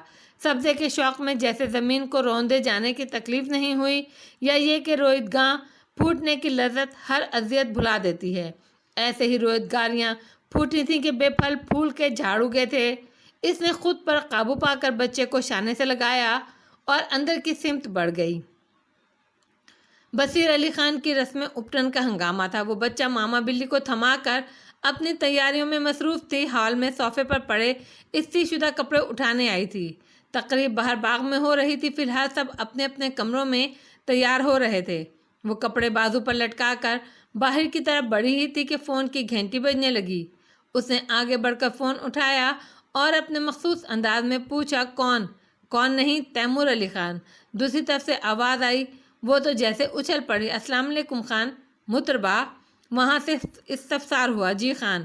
اس کا لہجہ سرد ہو گیا۔ شکر ہے آپ کو میرا نام تو یاد ہوا۔ علی کیسا ہے؟ شاید زندگی میں کبھی پوچھ ہی لو کہ تم کیسی ہو۔ اسے سوچا۔ جی ٹھیک ہے۔ اچھا سنو، پہلے ناز بھابھی کو بلاؤ، پھر 3-4 منٹ کے وقفے کے بعد اماں جی کو بلا لانا۔ عجب طرح کا پیغام تھا۔ اس نے ریسیور رکھ دیا۔ عین اسی لمحے ناظرین ہال میں داخل ہوئی۔ آپ کا فون ہے، چھوٹے خان ہیں، اس نے سنجیدگی سے کہا۔ اوہ تیمور۔ ناظرین وفور شوق سے آگے بڑھی۔ ہیلو تیمور۔ والسلام۔ اچھا ٹھیک ہو نا؟ ہاں بتاؤ۔ وہ بولتے بولتے ایک دم رکی اور ماؤتھ پیس پر ہاتھ رکھ کر مطربہ کو وہاں سے جانے کا اشارہ کیا۔ وہ تو یوں بھی جانے والی تھی اماں جی کو بلانے۔ ہدایت کے مطابق 2 منٹ کا وقفہ گزار رہی تھی۔ عجب الجھے ہوئے انداز میں وہ اماں جی کے کمرے کی طرف بڑھی۔ تیمور کی آواز نے ایک مرتبہ پھر اس کے اعصابی نظام تلپٹ کر دیے تھے۔ علی کی سہاگن ہونے کے احساس کے ساتھ آج وہ سنورنے کا ہر شوق پورا کرنا چاہ رہی تھی، مگر اب ایسی کیفیت ہو رہی تھی گویا کوئی لمبی بیماری کاٹ کر اٹھا ہو۔ وہ اپنے سوچوں میں گم اماں جی کے کمرے میں آئی تھی۔ اماں جی، چھوٹے خان کا فون ہے، اس نے عام سے انداز میں مطلع کیا۔ اچھا۔ وہ ایک دم پلنگ سے اٹھی۔ بتاؤ، کچھ دن اور رک جاتا، بھائی کی شادی میں شریک ہو جاتا۔ اس کی بھی اپنی ہی دنیا ہے۔ تیری بات ہوئی تھی تیمور سے؟ खुशी से वो जैसे अपना आप बोल रही थी। जी। वो उनके साथ बाहर निकलते हुए बोली, बहुत खुश था तेरे ब्याह से कि अम्मा जी बहुत अच्छा काम कराया है अल्लाह ने मेरे हाथों। मुतरबा ठिकाने पहुंच गई। इतना खुश तो मैंने उसे कभी नहीं देखा। यूं भी घर बसाना, वो भी किसी मजबूर का, बड़े सवाब का काम है। भली नेकी की है मेरे बच्चे ने, अल्लाह उसे खुशियाँ दे। अम्मा जी साथ चलते हुए बोलती जा रही थीं, दुआएं दे रही थीं। वो ज़मान व मकान से मारवा दुनिया जहान में समझ में आने वाले दुखों की छाँव में बैठ गई। कितनी अजीब बात है, किसी की अजीम खुशी, किसी का अजीम दुख, जैसे एक तस्वीर के दो रुख। तुम्हारी दुनिया संवर गई तैमूर अली खान, मेरी दाव पे लगी है। कोई किसी को कितना समझा सकता होगा जितना मैं खुद को समझाती हूँ। अली मेरे भंवर में फंसी कश्ती का मल्लाह है, हालांकि मैं उस पर कुर्बान होना चाहती हूँ। मैं उसे खुशियाँ ही खुशियाँ देना चाहती हूँ, मगर मुझे अपनी समझ नहीं आ रही। वो अम्मा जी को हॉल तक छोड़कर अपने ठिकाने की तरफ वापस चल पड़ी। वलीमे की शाम वो रुपेली काम के ऑरेंज शलवार कुर्ते में ढेरों फूल हार पहने, बारी को गोद में उठाए पंडाल से बाहर खड़ी अली को ढूंढ रही थी, जो सुबह ही हवेली पहुंचा था। खैरियत से हो मुतरबा? एक जानी पहचानी आवाज़ पर वो चौंकी। बाएं जानिब ब्राउन पैंट और सफ़ेद कमीज़ में आरिफ खड़ा था। हाँ, खैरियत से हूँ, उसने इधर उधर निगाह दौड़ाते हुए लापरवाही से कहा। तुम तो बड़ी खुश होगी, सुना है किसी पुलिस वाले से शादी हुई है। वो उसके सरापे का बगौर जायज़ा ले रहा था। जिस तरह इंसान पैदा होता है, खाता है, पीता है, इसी तरह एक दिन सब कामों की तरह शादी भी हो जाती है। इसमें खुशी गम का क्या सवाल। इंसान को खुश रहने का शौक़ हो तो शादी के बगैर भी खुश हो लेता है, और ना हो तो शादी से भी क्या होता है। उसने कदरे साथ मोहरी से इसे देखकर जवाब दिया। लेकिन वो तो अपनी शादी पर बहुत खुश होता होगा, जिसे अपनी मर्जी का साथी मिलता होगा, जैसे कि तुम्हारा खाविंद। वो बज़ाहिर मुस्कुरा रहा था। शायद, मुझे तो यूँ भी यहाँ वहाँ हर शख्स से खुश दिखाई देता है, उसने बेनियाजी से जवाब दिया। हाँ, दरअसल तुम्हें गौर से देखने की आदत नहीं है ना, उसने हंस कर कहा। ज़रूरत भी क्या है। और सुनो, तुम मुझे तुम नहीं कहो, मेरे मियाँ ने सुन लिया तो बुरा मनाएंगे। वो भी मुझे तुम नहीं कहते, घिसियारे नहीं हैं, ख़ानदानी हैं। उसने नागवारी से टोका। इसे आरिफ को यूँ तफसीली बात करना बहुत खिल रहा था। तुम्हारी चाल से लगता था तो तुम बहुत ऊंचे ख्वाब देखती हो। खुशी की बात है, ख्वाब पूरे हो गए। वो बहुत सादा से अंदाज में कह रहा था। शायद तुम्हें मेरे ऊंचे ख्वाबों पर एतराज़ था। वो कदर तलखी से मुस्कुराई। आप यहाँ खड़ी क्यों हैं, क्या तंग कर रहा है? अली किस्म से नमूदार हुए और बारी की तरफ देखा। नहीं, तंग नहीं कर रहा। मैं ये कहना चाह रही थी कि आप खाना खा चुके तो इसे ले लीजिएगा, मैं इत्मीनान से खाना खा लूँगी। मैं आपसे कह भी रहा था कि अम्मा को साथ ले जाइए। खैर ठीक है, और हाँ, आपको इस तरह बाहर नहीं खड़े होना चाहिए, अभी ख़तरा मौजूद है।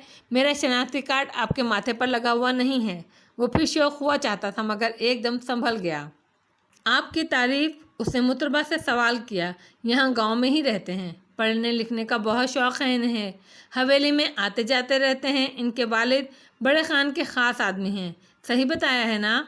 वो खिलखिलाई। अली की एक भरपूर सताशी निगाह ने उसे फिर बहला दिया था। बिल्कुल सही बताया है। वो धीमे लहजे में बात करता था। बहुत गौर से उसने अली का जायज़ा लिया। अच्छा चलें, अब आप अंदर जाएं, बाहर आने की कतन कोई ज़रूरत नहीं, ठीक? वो बशाशत से कहकर पैंट की जेबों में हाथ डालकर टहलने के से अंदाज में मर्दाने की तरफ बढ़ गया। मुतरबा भी आरिफ पर निगाह डाले बगैर पलट गई, और आरिफ जूते की टोह से घास मसलते हुए जाने के ध्यान में था कि एक लड़के ने इसे मुतवज्जा किया। यहाँ अकेले खड़े क्या कर रहे हो यार? वो बहुत वक़ार से मुस्कुराया। कितनी आवाज़ों के इसरार थे पिन्हा इनमें, आज तक सोच रहा हूँ। वो सुरीली आँखें। अली तो अगले ही दिन चला गया। मुतरबा को खाला सोला आने ने 2-3 दिन के लिए रोक लिया था। शादी का हंगामा सर पड़ चुका था। महीनों की थकन उतर रही थी। बहुत जल्द सब पढ़कर सो जाते थे। वो गर्म पानी का फ्लास्क लेकर ऊपर चढ़ने लगी तो नाज़नीन सामने आ गई। मुतरबा जी। वो रुक गई। बच्चा सो गया या सुलाओगी अभी? अजीब पेशबंदी का सा अंदाज था। वो तो जी सो चुका है। कोई काम? हाँ, वो बात यह है कि तैमूर का लंदन से फ़ोन आएगा बहुत थोड़े टाइम के लिए, और यावर मुझे बुला रहे हैं, इसलिए मैं हॉल में नहीं बैठ सकती। मामा और रूपा देवी से मैं ये काम नहीं लेना चाहती कि अम्मा जी को पता चल गया तो उनका जी बुरा होगा कि भाभी से बात क्यों ना, कि मैंने उनसे बात क्यों ना कराई। आज दरअसल ये मुमकिन नहीं है। क्या तुम घंटा आधा घंटा यहाँ हॉल में बैठ सकती हो? बच्चे के पास मैं रूपा देवी को भेज देती हूँ। ठीक है? ٹھیک ہے جی۔ وہ در حقیقت کچھ سمجھی کچھ نہیں۔ ہاں، جب مجھے بلانے آؤ تو کچھ کہنا مت، بس دستک دے دینا، میں آ جاؤں گی، ٹھیک جی۔ وہ اب ذرا سی پریشانی اس کے چہرے سے جھلکنے لگی۔ نازنین دوپٹہ سر پر ڈالتے ہوئے پرسکون انداز میں آگے بڑھ گئی اور وہ صوفے پر بیٹھ گئی۔ سوچنے لگی کہ بغیر کسی کام کے گھنٹہ بھر کیسے بیٹھا جا سکتا ہے۔ اس نے کارپٹ سے کشن اٹھا کر صوفے پر رکھے اور دراز ہو گئی۔ ذہن میں بے ترتیب سوچیں گردش کرنے لگیں۔ وہ تو اپنے حق میں بہتر ہی سمجھ رہی تھی کہ تیمور علی خان وطن میں نہیں تھے۔ ان کی موجودگی اسے گاہے بگاہے ضرور بے سکون کرتی، مگر اب پھر ان کی آواز سننا جو وہ اب کبھی سننا نہیں چاہتی تھی۔ وہ جانے کیا کیا سوچ رہی اور جانے کب اونگ آ گئی۔ فون کی بیل جانے کب سے بج رہی تھی۔ وہ ہڑبڑا کر اٹھی اور بدحواس انداز میں ریسیور اٹھا لیا۔ جی خان، السلام علیکم۔ جی میں کافی دیر سے انتظار کر رہی تھی آپ کے فون کا۔ اس کی آواز میں نیند کا غلبہ ہنوز تھا۔ کون سے خان کے فون کا انتظار کر رہی تھی؟ حالانکہ اب تو صرف میرے فون کا انتظار کرنا چاہیے آپ کو۔ وہ دھک سے رہ گئی۔ دوسری طرف علی تھا۔ آپ؟ اس کے منہ سے بس یہی نکلا۔ کوئی شک؟ کیا میرا فون آنا کوئی حیرت کی بات ہے؟ وہ دوسری طرف بڑی سنجیدگی سے کہہ رہا تھا۔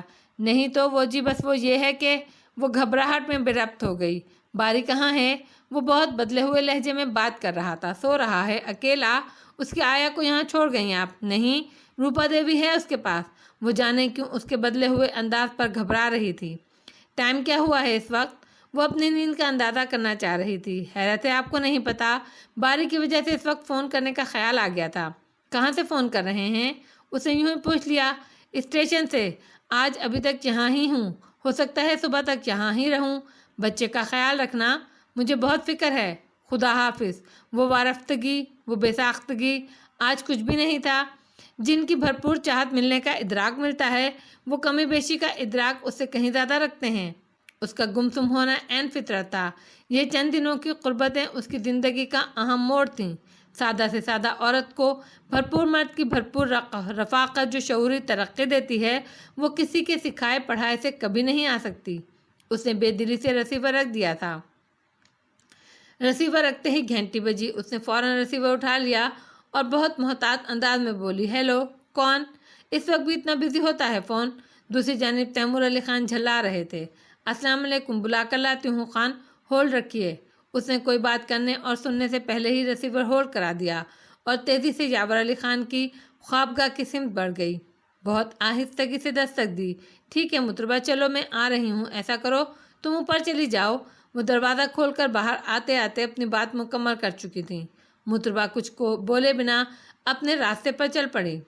رات اس کی بہت بے کل کٹی۔ نہایت فطری امر تھا کہ ایک شخص اس کی زندگی کا حصہ بن چکا تھا۔ وہ اپنے والہانہ انداز اس پر نچھاور کیے ہوئے تھا، چاہے جانے کی عظیم لذت سے آشناس تھا۔ صرف دینا کیا ہوتا ہے، یہ قیمتی آگہی بخشی تھی۔ پھر اس کا بدلا ہوا انداز اس پر کیوں کر اثر انداز نہ ہوتا؟ صبح ہی اس نے اماں جی سے کہہ دیا کہ اسے حیدرآباد بھجوا دیں۔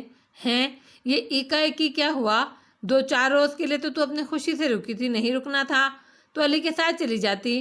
وہ فکر مندی سے بولیں، بس اماں جی میرا دل چاہ رہا ہے جانے کو۔ تازین شرارت سے کھنکاریں، اب تجھے بچے کے ساتھ اکیلا بھیجنے سے تو رہی۔ علی نے کہا تھا علیم الدین کے ساتھ بھیج دیجیے گا، حیدرآباد ایئرپورٹ سے میں لے جاؤں گا۔ خیر میں تیرے خان سے بات کرتی ہوں، تو فکر نہ کر، تیرا تو حویلی سے زیادہ کہیں دل ہی نہیں لگتا تھا۔ اماں مسکرائیں۔ اب بتا، بہت رو رہی تھی کہ شادی نہیں کروں گی۔ نازنین نے پھر چھیڑا۔ اس نے جانے کے دھیان سے چونک کر نازنین کی سمت دیکھا، پھر خالی خالی نظروں سے اماں جی اور تزین کو باری باری دیکھا۔ کل کیا ہونا ہے کسی کو پتہ تھوڑی ہوتا ہے، وہ سنجیدگی سے بولیں۔ تزین کو اس میں کوئی خاص بات محسوس ہونے لگی۔ اچھا، فکر نہ کرتی ہوں بندوبست۔ اس سے اچھی بھلا کیا بات کہ تجھے اپنا گھر کا خیال ہے۔ پھر بھی کیا کوئی بات ہو گئی ہے؟ مجھے تو بڑی چپ لگ رہی ہے، تزین نے پوچھا۔ نہیں بی بی جان، ویسے ہی کچھ طبیعت سی خراب ہے۔ اس نے خالی خالی نگاہوں سے نازنین کی سمت دیکھا۔ اماں جی میں سامان باندھ رہی ہوں، بس آپ مجھے بھجوا دیں۔ ہاں کہہ تو دیا ہے، تیرے سفر کا انتظام ہو جائے تو علی کو فون کرا دوں گی، ٹھیک ہے، تسلی رکھ۔ علیم الدین کو بھی تیری وجہ سے جلدی جانا پڑے گا، تیرے بڑے خان اکیلا تھوڑی بھیجیں گے تجھے۔ وہ خاموش رہی۔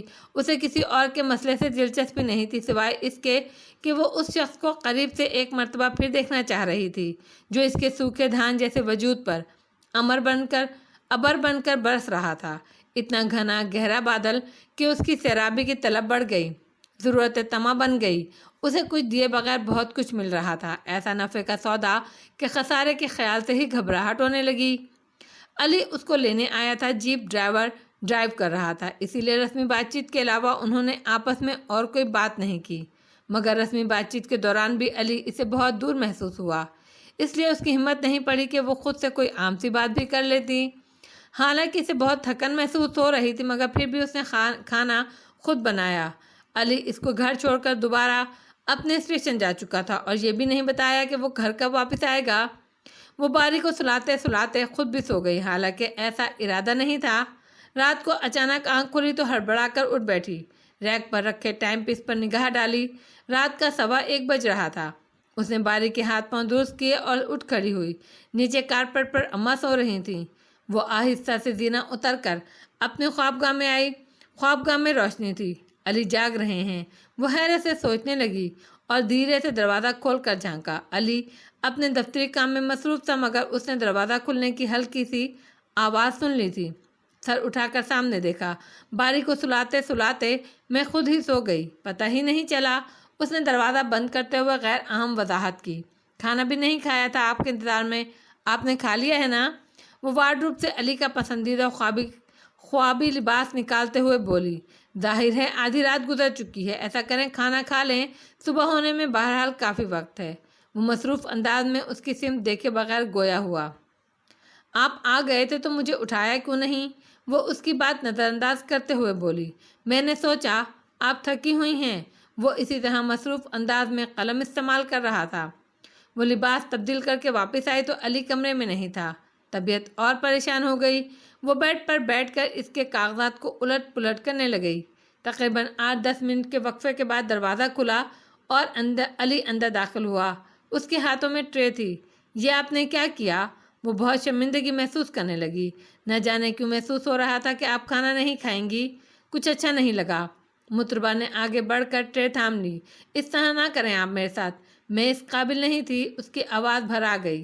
علی جواب میں خاموش رہا اور دوبارہ اپنے کام میں مصروف ہو گیا۔ وہ تھوڑا سا سالن پلیٹ میں نکال کر کھانے لگی، حالانکہ دل تو بالکل بھی نہیں چاہ رہا تھا۔ آپ کی طبیعت تو ٹھیک ہے نا؟ وہ ہچکچاتے ہوئے پوچھ رہی تھی۔ الحمدللہ بالکل ٹھیک ہوں، وہاں سے برجستہ جواب آیا۔ پھر کیا بات ہے؟ اس نے مزید ہمت کی۔ کوئی بات نہیں۔ کیوں؟ وہاں انداز قطعی سا تھا۔ جب انسان کچھ کہنا چاہتا ہے تب ہی اس طرح ہوتا ہے۔ نوالا اس کے حلق میں اٹک رہا تھا۔ مثلاً کس طرح؟ وہ بہت پرسکون تھا جس طرح آپ ہو رہے ہیں۔ وہ رونقی ہو گئی۔ اچھا؟ مسکراہٹ بہت مصنوعی تھی۔ کوئی بات نہیں ہے تو آپ فکر مند کیوں ہیں؟ وہ بہت سکون سے سوال کر رہا تھا۔ فکر مندی کی تو بات ہے، آپ بہت بدلے ہوئے محسوس ہو رہے ہیں۔ وہ بہت ہمت کر رہی تھی مگر دل بہت تیز تیز دھڑک رہا تھا۔ وہم ہے آپ کا، دراصل مصروفیت بہت ہے، علی نے سادہ لہجے میں کہا۔ نہیں، وہم نہیں ہے، دراصل وہ جو ہے نا، یاور خانان کی بیگم نازنین نام ہے ان کا۔ ہاں پھر؟ علی نے قدر دلچسپی ظاہر کی مگر اس کی سمت دیکھا نہیں۔ وہ میرے پاس آئیں اور بولیں تیمور خانانہ کا فون آئے گا، میں بچے کے پاس روپا دیوی کو بھیج دیتی ہوں، تم یہاں ہال میں بیٹھی رہو، فون آئے تو مجھے بلا لینا اور کسی کو پتہ نہ چلے کہ تیمور خانانہ کا فون آیا تھا۔ وہ ایک تواتر سے بول رہی تھی۔ علی بغور اس کا چہرہ دیکھ رہا تھا جو ہر طرح کی باطنی کشمکش سے صاف تھا۔ پھر؟ علی کا چہرہ اس کی گہری سوچ کا مظہر تھا۔ میں پھر صوفے پر لیٹ کر فون کا انتظار کرنے لگی۔ جب آپ کا فون آیا تو میں یہی سمجھی کہ تیمور خانانہ کا فون آیا ہے، وہ سادگی سے کہہ رہی تھی۔ علی کی بہت لمبی اور گہری سوچ کا مظہر تھی۔ یہ تیمور کیسا انسان ہے تمہاری نظر میں؟ علی کا سوال قطعی غیر متوقع تھا۔ وہ بری طرح چونکی۔ وہ بہت شریف آدمی ہیں، اچھے ہیں، آپ کو نہیں پتہ؟ آپ کے تو دوست ہیں۔ وہ حیرانی سے بولی، میں بھی مرد ہوں، وہ بھی ایک مرد ہے، ایک عورت کی رائے لے رہا ہوں۔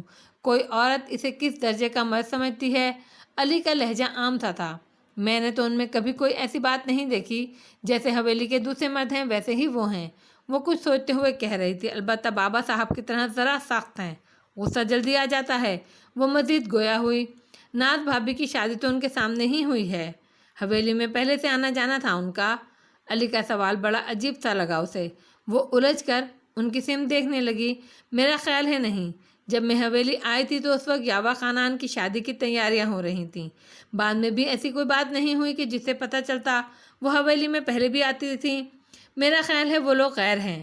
ناز بھابھی کی امی تو بڑی ہی فیشنیبل ہیں، ان کے بال بھی کٹے ہوئے ہیں، وہ زیادہ تر ساڑیاں پہنتی ہیں۔ حویلی میں تو ان کی عمر کی عورتیں ساڑیاں نہیں پہنتی۔ اس سے مجھے اندازہ ہوا کہ وہ غیر لوگ ہیں۔ کیوں؟ یہ کیوں پوچھ رہے ہیں آپ؟ وہ الجھی۔ یوں ہی۔ علی مسکرا دیا۔ آپ مسکرائے کیوں؟ وہ کچھ سمجھی نہیں۔ چلو نہیں مسکراتا، برا لگتا ہوں مسکراتے ہوئے؟ نہیں۔ وہ جھنپ گئی۔ اچھا لگتا ہوں؟ وہ شرارت کے موڈ میں آ چکا تھا۔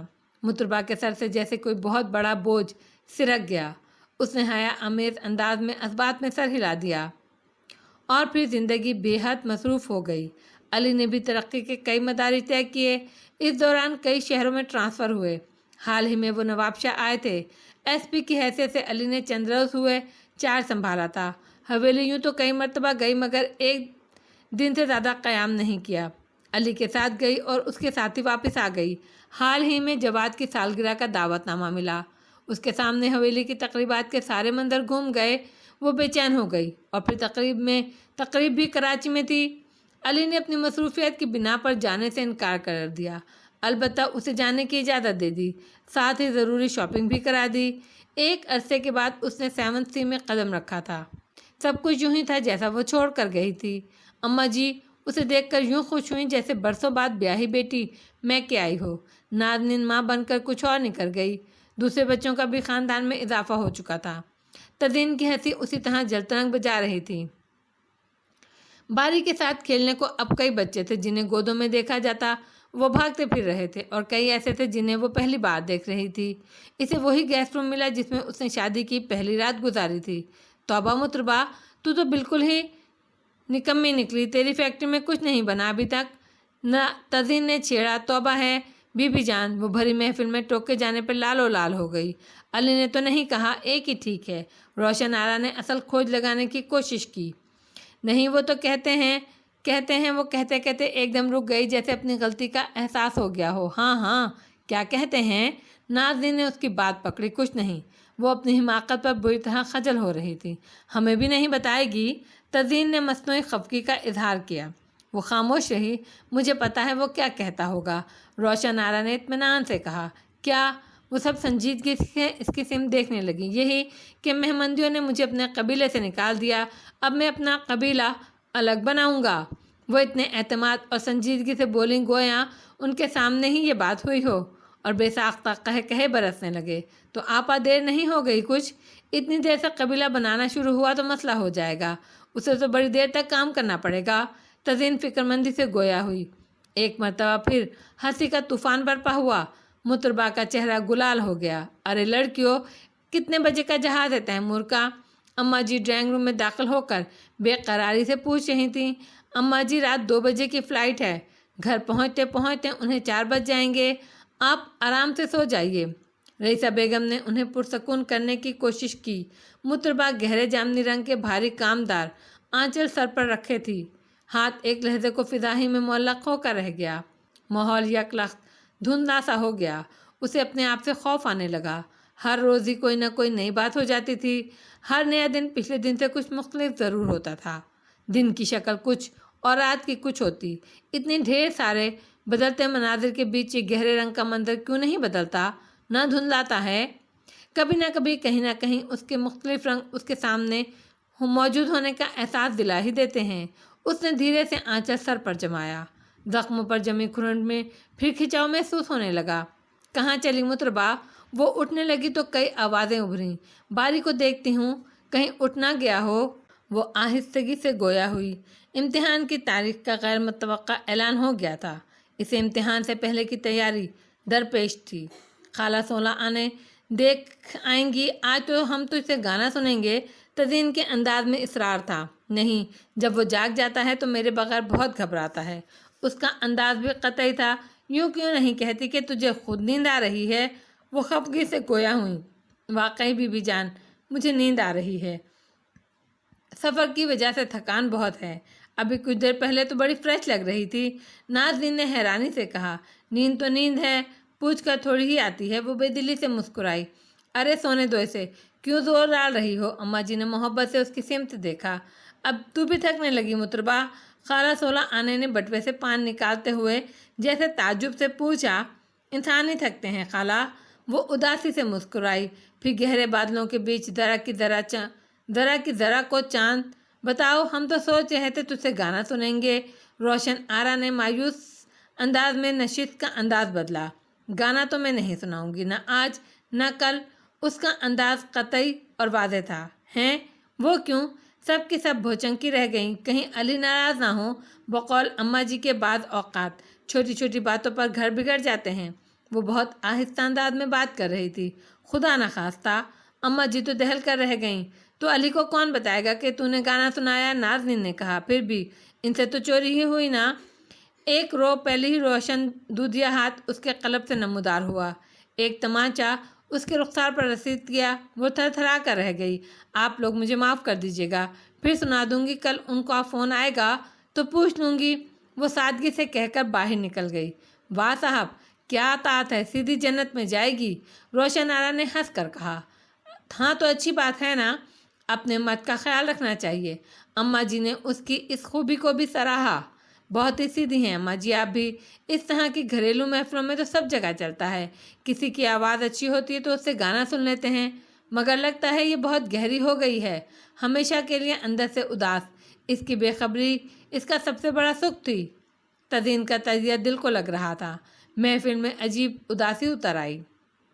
رات نیند بار بار ٹوٹی اور صبح باری کے جلد اٹھ جانے کی وجہ سے اسے بھی اٹھنا پڑا۔ کوٹھی میں سناٹا طاری تھا، یوں لگتا تھا سب سو رہے ہیں۔ وہ باری کی انگلی تھام کر کچن میں آ گئی۔ صابرہ معمول کی مصروفیات میں مگن تھی۔ ناشتہ کرے گی مطربہ؟ وہ اس کی شکل دیکھتے ہوئے گویا ہوئی، نہیں خالہ، مجھے تو بس ایک کپ چائے دے دو، البتہ باری کو ناشتہ کراؤں گی، ایک انڈا ہاف بوائل اور اتنے میں ٹوسٹ سینکتی ہوں۔ وہ تھکے تھکے انداز میں باری کو کرسی پر بٹھا کر ٹوسٹر آن کرنے لگی۔ میں کر لوں گی، سب رہنے دو، صابرہ نے ٹوکا۔ کوئی بات نہیں خالہ، اتنے میں تم ایک کپ دودھ ٹھنڈا کر لو، چینی ہلکی ڈالنا۔ وہ اسی کیفیت میں گویا ہوئی۔ طبیعت ٹھیک نہیں لگتی تیری؟ صابرہ غور سے اس کی شکل دیکھ کر بولی۔ نہیں ٹھیک ہوں، وہ پھر کسی ہنسی ہنس کر بولی۔ گھر والا یاد آ رہا ہوگا؟ صابرہ نے ماحول خوشگوار کرنے کی کوشش کی۔ وہ بھولتا ہی کب ہے، وہی تو اب راستے کی روشنی ہے، کیسے بھولوں؟ وہ یاست سے کہتی ہوئی گویا ہوئی۔ آج تو سب دیر سے اٹھیں گے، تیمور خان آنا رات 3:30 بجے آئے، سب صبح تک جاگتے رہے، اب دیکھو ناشتہ کتنے بجے ہوگا؟ صابرہ جیسے خود کلامی کر رہی تھی۔ اس کا دل پھر بڑی زور سے دھڑکا۔ آ گئے؟ وہ بے ساختہ بولی۔ ہاں ماشاءاللہ بڑی اچھی صحت ہو رہی ہے، بہت خوبصورت لگ رہے تھے، کالے کوٹ پتلون میں۔ صابرہ کے انداز میں جانثار ملازموں کا وارفتہ پن بے لوث قدر تھی۔ اس کے سامنے دیوار پر ایک عکس روشن ہو گیا۔ وہ جلدی سے باری کی سمت آئی۔ وہ ٹکر ٹکر دونوں کی سرگرمیاں دیکھ رہا تھا۔ اس کے خاموش معصوم انداز پر اسے بے ساختہ پیار آ گیا۔ اس نے باری کا رخسار چوم لیا۔ اللہ نظر سے بچائے، بڑا ہی نصیب والا بچہ ہے، قسمت سے ہی ستیلی ماں اچھی ملتی ہے۔ صابرہ کو اس کی بے ساختگی اچھی لگی۔ بڑے قرضے چڑھا دیے ہیں اس کے باپ نے مجھ پر، بہت ہوشیار ہے، جیتنا آتا ہے اسے۔ وہ ٹوسٹ پر مکھن لگاتے ہوئے عجیب اداس انداز میں مسکرائی۔ وہ مرد ہی کیا جو عورت کو نہ جیت سکے؟ صابرہ دودھ میں چینی ملاتے ہوئے ہنسی۔ بعض لوگ تو کھیل میں شریک ہوئے بغیر بھی جیت جاتے ہیں، وہ کہہ رہی تھی۔ تیری باتیں سمجھ میں نہیں آتی؟ صابرہ تعجب سے اس کی شکل دیکھنے لگی اور وہ خاموش رہی۔ باری کو ناشتہ کرانے لگی۔ ویسے اس کا باپ تو خوش ہے نا تجھ سے؟ صابرہ نے جانے کیوں پوچھا۔ بس وہی تو خوش ہے۔ وہ بھی عجیب انداز میں مسکرائی۔ کیوں تو خوش نہیں ہے؟ اتنا بڑا افسر ہے وہ تو۔ صابرہ کو حیرت ہوئی۔ نہیں میں تو خوش ہوں، بلکہ مارے خوشی کے برا حال ہے۔ وہ کھلکھلائی۔ صابرہ بھی اس کی برجستگی پر مسکرا دی۔ اسے کہتے ہیں بھاگ جاگنا، جب دل مل جائیں۔ وہ گویا ہوئی۔ اچھا؟ اس کا لہجہ یک لخت سپاٹ ہو گیا۔ وہ باری کو نہلا کر خود بھی نہا دھو کر باغ میں چلی آئی۔ صبح کے 9:30 بج رہے تھے۔ चमकीली धूप ने बाग में बहुत हुस्न पैदा कर दिया था। अभी धूप में तेज़ी नहीं थी। वो बारी के साथ बैट बॉल लाई थी, छोटा सा, और उसका वाइट घोड़ा भी कि जाने किस मोड में क्या तलब कर बैठे। बैट बगल में था और घोड़ा सीने से लगा हुआ था। वो छोटी सी गेंद हाथ में पकड़ी हुई, जबकि बारी पीछे भागता हुआ आ रहा था। बहुत ही दिलचस्प मंजर था। अम्मी, घोड़े पर बैठूंगा, वो भागते हुए कह रहा था। बेटा, घोड़े पर बैठकर क्रिकेट नहीं खेली जाती, अलबत्ता घोड़े पर बैठकर हॉकी खेलते हुए तस्वीरों में देखा है। वो हंसते हुए कहती जा रही थी। अब बता दो, घोड़े पर बैठना है या क्रिकेट खेलना है? उसे पोलो कहते हैं जिसकी आप बात कर रही थी, यानी घोड़े पर बैठकर हॉकी खेलने की। साइड की बेंच से एक वजाहती जुमला कानों तक आया। वो बुरी तरह चौंक पड़ी। भला ये आवाज़ ना पहचानती? अस्सलाम वालेकुम खान। सामने तैमूर अली खान उसे नए अंदाज में देखकर खफीफ सा मुस्कुरा रहे थे। बस सलाम। ठीक है, लगता है बहुत दोस्ती हो गई है बच्चे से, उन्होंने बच्चे को देखकर पूछा। दुश्मनी तो हमारी बस अपने आप से है, दोस्ती बहुत जल्दी हो जाती है सबसे। वो खुद का संभाल कर बहुत धीमी आवाज़ में गोया हुई। अली कैसा है? उन्होंने सब्ज कपड़ों में मलबूस भीगे बालों वाली मुतरबा को बगौर देखा। अच्छे हैं, खुश हैं, उसने खासी बेतवज्जही से कहा। यानी तुमने खुश रखा हुआ है, गुड। उन्होंने किसी उस्ताद की तरह शाबाशी दी। आपका अम्मा जी का हुक्म है, उसने मुबहम सी तलखे के साथ जवाब दिया। यानी तुम्हारा दिल नहीं चाहता कि इतने अच्छे शौहर का ख्याल रखो? उन्होंने ताजुब से सवाल किया। वो खामोश रही। हमारी इनसे 2-3 बार फ़ोन पर बात हुई। हमें ये जानकर बहुत खुशी हुई कि वो तुमसे बहुत खुश हैं, कि तुम उनके बेटे से बहुत प्यार करती हो। इतना प्यारा बच्चा है, इसे तो सभी प्यार करते हैं, फिर मैं क्यों ना करूं? कि ये उस शख्स की औलाद है जिसने मुझे इज़्ज़त दी। वो जहरीले अंदाज में मुस्कुरा दी। तैमूर अली खान ने इसकी सिमत सताइशी नज़रों से देखा। उनके सामने वो अल्हड़ सी मुतरबा नहीं थी, बल्कि एक संजीदा ज़िम्मेदार बीवी खड़ी थी। यानी बात अकल में आ गई, अच्छी बात है। वो अखबार रोल करने लगे। बाज़ लोग 2 ज़िंदगियाँ गुजारते हैं खान, एक अकल के साथ, एक दिल के साथ, और ये बड़ा मुश्किल काम होता है। वो घास पर बैठकर बारी के घोड़े को धकेलने लगी। तैमूर अली खान एक सानियों को दम बखुद से रह गए। उन्हें हरगिज़ यकीन नहीं आ रहा था कि ये मुतरबा है, भला की पुरएतमाद, बेनियाज, बेखौफ, मगर बहुत नाराज़ सी। क्यों? वो घने जंगल में शिकार खेल सकते थे, मगर इस क्यों के सहरा से इन्हें हमेशा खौफ आता था। वो इसकी सरहदों के पास से भी गुजरना नहीं चाहते थे। थोड़ी बहुत खुद फरेबी सभी को जायज़ है, तो ये बेवकूफ़ाना हरकत की ज़रूरत ही क्या है? क्यों खुद को मुश्किल में डालती हो? इतने अच्छे पार्टनर के साथ तो यूं भी ज़िंदगी बहुत आसान हो सकती है। वो अपने फितरी मालकाना स्वभाव से गोया हुए, हालांकि अब वो उनकी कनीज़ नहीं थी। उसने कोई जवाब नहीं दिया और बच्चे की तरफ पूरी तवज्जो कर ली। तैमूर अली खान को उसके इस अंदाज से बहुत एहसास तौहीन हुआ, मगर बर्दाश्त कर गए। इस मुकाम तक वो उसे खुद ही तो लाए थे। वो बेअमा जैतून बानो नहीं थी, बल्कि अब्दुल अली महमदी की बेगम थी। सख्त मुश्किल मना था। वो उठ खड़े हुए। वो यूं मगन रही जैसे वो वहाँ मौजूद ही नहीं। वो अम्मा को ढूंढती हुई डाइनिंग हॉल में आई। वसीओ अरीज डाइनिंग टेबल पर तैमूर अली खान और नाज़रीन आहिस्ता आहिस्ता बातें कर रहे थे। वो झिझक कर रुक गई। आओ मुतरबा, कोई काम है? नाज़रीन फ़ौरन मुतवज्जा हुई। किसी बात पर दोनों ही मुस्कुरा रहे थे। मुस्कुराहट का तासुर अभी तक नाज़रीन के चेहरे पर था। जी, वो अम्मा जी को देख रही थी। वो जाने क्यों गड़बड़ा रही थी। कहाँ चली गई अम्मा जी? यहीं नीचे बरामदे में तो थीं। नाज़रीन ने कहा। जी नीचे तो कहीं नहीं, सब जगह देख लिया। वो पलटने लगी। उसी दिन ड्राइंग रूम में रखे टेलीफोन की घंटी बजी। मुतरबा ज़रा फ़ोन सुनना, शायद अम्मी का है। नाज़रीन ने घूमकर उसे मुखातिब किया। ड्राइंग और डाइनिंग के बीच सिर्फ एक पर्दा था, वो भी हटा हुआ। उसने फ़ोन उठाया। हेलो, क्या हाल है बेगम साहबा के? दूसरी तरफ अली की शौक आवाज़ उभरी। अस्सलाम वालेकुम। वो शौक़ी का जवाब बड़ा सादा सा दे रही थी। क्या हो रहा है? कुछ नहीं। अम्मा जी तो अब मुझसे कोई काम करवाती नहीं हैं। यहाँ वालों का ख्याल है आप बुरा मानेंगे। वो आहिस्ता आवाज़ में बात कर रही थी। पागल बुरा मानेंगे? बिल्कुल बुरा मानेंगे। बहुत समझदार हैं हवेली के लोग। इसी साबका अंदाज में अली की बर्जास्तगी थी। खैर, ये बात तो है, मगर ये सब लोग मुझसे सचमुच मोहब्बत करते हैं। वो मुस्कुराई। सबकी मोहब्बतों का ठीक ठाक अंदाज़ा है, सिवाय हमारी मोहब्बत के। वो हद पार करने लगा। अकेली नहीं हूँ मैं उधर। उसने घबरा कर टोका। कौन कौन बैठा हुआ है? लापरवाही के अंदाज में सवाल हुआ। तैमूर खानान आए हैं, अपनी भाभी से बातें कर रहे हैं। اس نے گردن پیچھے موڑ کر دیکھا۔ پہلے ہی کیوں نہ بتا دیا؟ بلاؤ تیمور کو۔ خان آپ کو بلا رہے ہیں وہ۔ اس نے ماؤتھ پیس پر ہاتھ رکھ کر بلند آواز میں کہا۔ کون؟ وہ اٹھتے ہوئے پوچھ رہے تھے۔ یہ ہیں۔ اس نے نظریں جھکا کر جواب دیا اور ریسیور ہولڈ اپ کر دیا۔ خاندان تو چھوٹا ہی تھا، نام بھی چھوڑ دیا ہے پارٹنر۔ تیمور علی خان نے مسکرا کر گفتگو کا بے ساختہ آغاز کیا۔ کیا مطلب؟ علی کے لہجے میں حیرت آمیز استفسار تھا۔ مطلب یہ، آپ کی بیگم صاحبہ سے پوچھا فون پر کون ہے تو فرماتی ہیں نون، ختم، پرونون سے گزارا ہو رہا ہے۔ بس یار، ہم تو اسے بھی ادا ہی کہتے ہیں۔ اس قدر حسن ہو تو پھر ہر ادا سجتی ہے۔ علی کا کہا بلند ہوا۔ بس اپنی اپنی قسمت بھی ہے۔ تم تو ڈارلنگ کہہ کر انشاءاللہ بلائے جاؤ گے اور ہمیں یہ وہ پر گزارا کرنا پڑے گا۔ وہ تیمور کو ہنستا مسکراتا اور ناظرین کو فون بند ہونے کا منتظر چھوڑ کر باہر نکل گئی۔ سالگرہ کا ہنگامہ رات گئے تک جاری رہا۔ اس نے کھانا بھی لیٹ کھایا تھا اور شاید پانی پیے بغیر ہی سو گئی، اسی لیے وہ نہایت گہری نیند سے چونک کر جاگی تو دھیان آیا شاید پیاس لگی ہے۔ اس نے ٹیبل پر رکھے جگ کی سمت دیکھا، پھر کچھ سوچ کر کمرے سے باہر آ گئی۔ اس وقت نہایت ٹھنڈا پانی پینے کی خواہش ہو رہی تھی۔ وہ زینہ اتر کر نیچے آئی تو یہ دیکھ کر بڑی حیرانی ہوئی کہ لاؤنج اور ڈرائنگ روم کی لائٹیں روشن تھیں اور دھیرے دھیرے باتیں کرنے کی آوازیں بھی آ رہی تھیں۔ دل تو پہلے ہی گھبرا رہا تھا، اس کی گھبراہٹ مزید بڑھ گئی۔ اس نے کھڑکی کے شیشے سے یوں ہی چلتے چلتے جھانکا تو حیرت سوا ہو گئی۔ اماں جی، بابا صاحب اور تیمور خان نہایت فکر مند بلکہ سکتے کسی کیفیت میں بیٹھے ہوئے تھے۔ اسے وحشت ہوئی۔ وہ بے ساختہ اور بلا ارادہ دروازے سے اندر داخل ہو گئی۔ کیا ہو گیا اماں جی؟ اتنی رات ہو گئی، آپ سوئی نہیں ابھی تک؟ اسے ان کا چہرہ دیکھ کر ڈر سا لگنے لگا۔ وہ خالی خالی نظروں سے اس کی سمت دیکھ رہی تھیں۔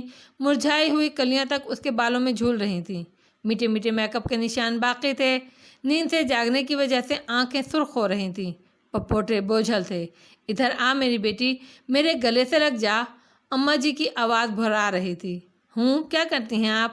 بچی ہے، رات کا وقت ہے۔ بابا صاحب کا سکتہ ٹوٹا۔ تیمور نے بھی بے قراری سے پہلو بدلا۔ اس کا دل بیٹھ گیا۔ کیا ہوا اماں جی؟ اس کی آواز لرز رہی تھی۔ کچھ نہیں۔ بابا صاحب نے تیمور کی سمت دیکھا۔ کچھ نہیں تو آپ سب اتنی رات کو کیوں جاگ رہے ہیں؟ اس کا دل تیز تیز دھڑکنے لگا۔ اسے نہیں بتائیں گے تو کیا کالے چور کو بتائیں گے؟ اماں جی کا صبر کا پیمانہ لبریز ہو گیا۔ بڑے خانان، کیا ہوا ہے؟ اس کی نیند ایک دم ہوا ہو گئی اور ٹانگیں کانپنے لگیں۔ جانے کیوں اس کا دل کہہ رہا تھا کہ جو کچھ بھی ہے اس کی ذات سے متعلق ہے۔ بات یہ ہے کہ علی زخمی ہو گیا ہے ڈاکوؤں سے مقابلے میں، وہ ہاسپٹل میں ایڈمٹ ہے۔ گھبرانے کی بات نہیں، تیمور علی خان نے ٹھہر ٹھہر کر اسے دلاسے کسی انداز میں بتایا۔ اسے رتی برابر ان کی بات پر یقین نہیں آیا۔ اماں جی کے چہرے پر کچھ اور بے رحم سچائیاں تھیں۔ وہ وحشت بھری نظروں سے انہی کا چہرہ دیکھ رہی تھی۔ بعض اوقات چہروں سے اتنا روشن اور پرتپش سچ جھلکتا ہے کہ الفاظ کھوکھلے اور اپاہج محسوس ہوتے ہیں۔ وہ بھاگ کر اماں جی کے نزدیک آئی اور قالین پر بیٹھ کر ان کے گھٹنے تھام لیے۔ اماں جی، مجھے سب خراش نہیں آتے، یہی بات ہے نا؟ اس کے حلق سے بمشکل آواز نکل رہی تھی۔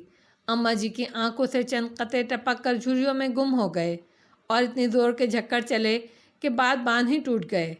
اس پر سکتے کی کیفیت طاری ہو گئی۔ محترمہ بیٹی، حوصلہ رکھ، خبردار جو نے کسی کے کہنے پر چوڑیاں اتاریں۔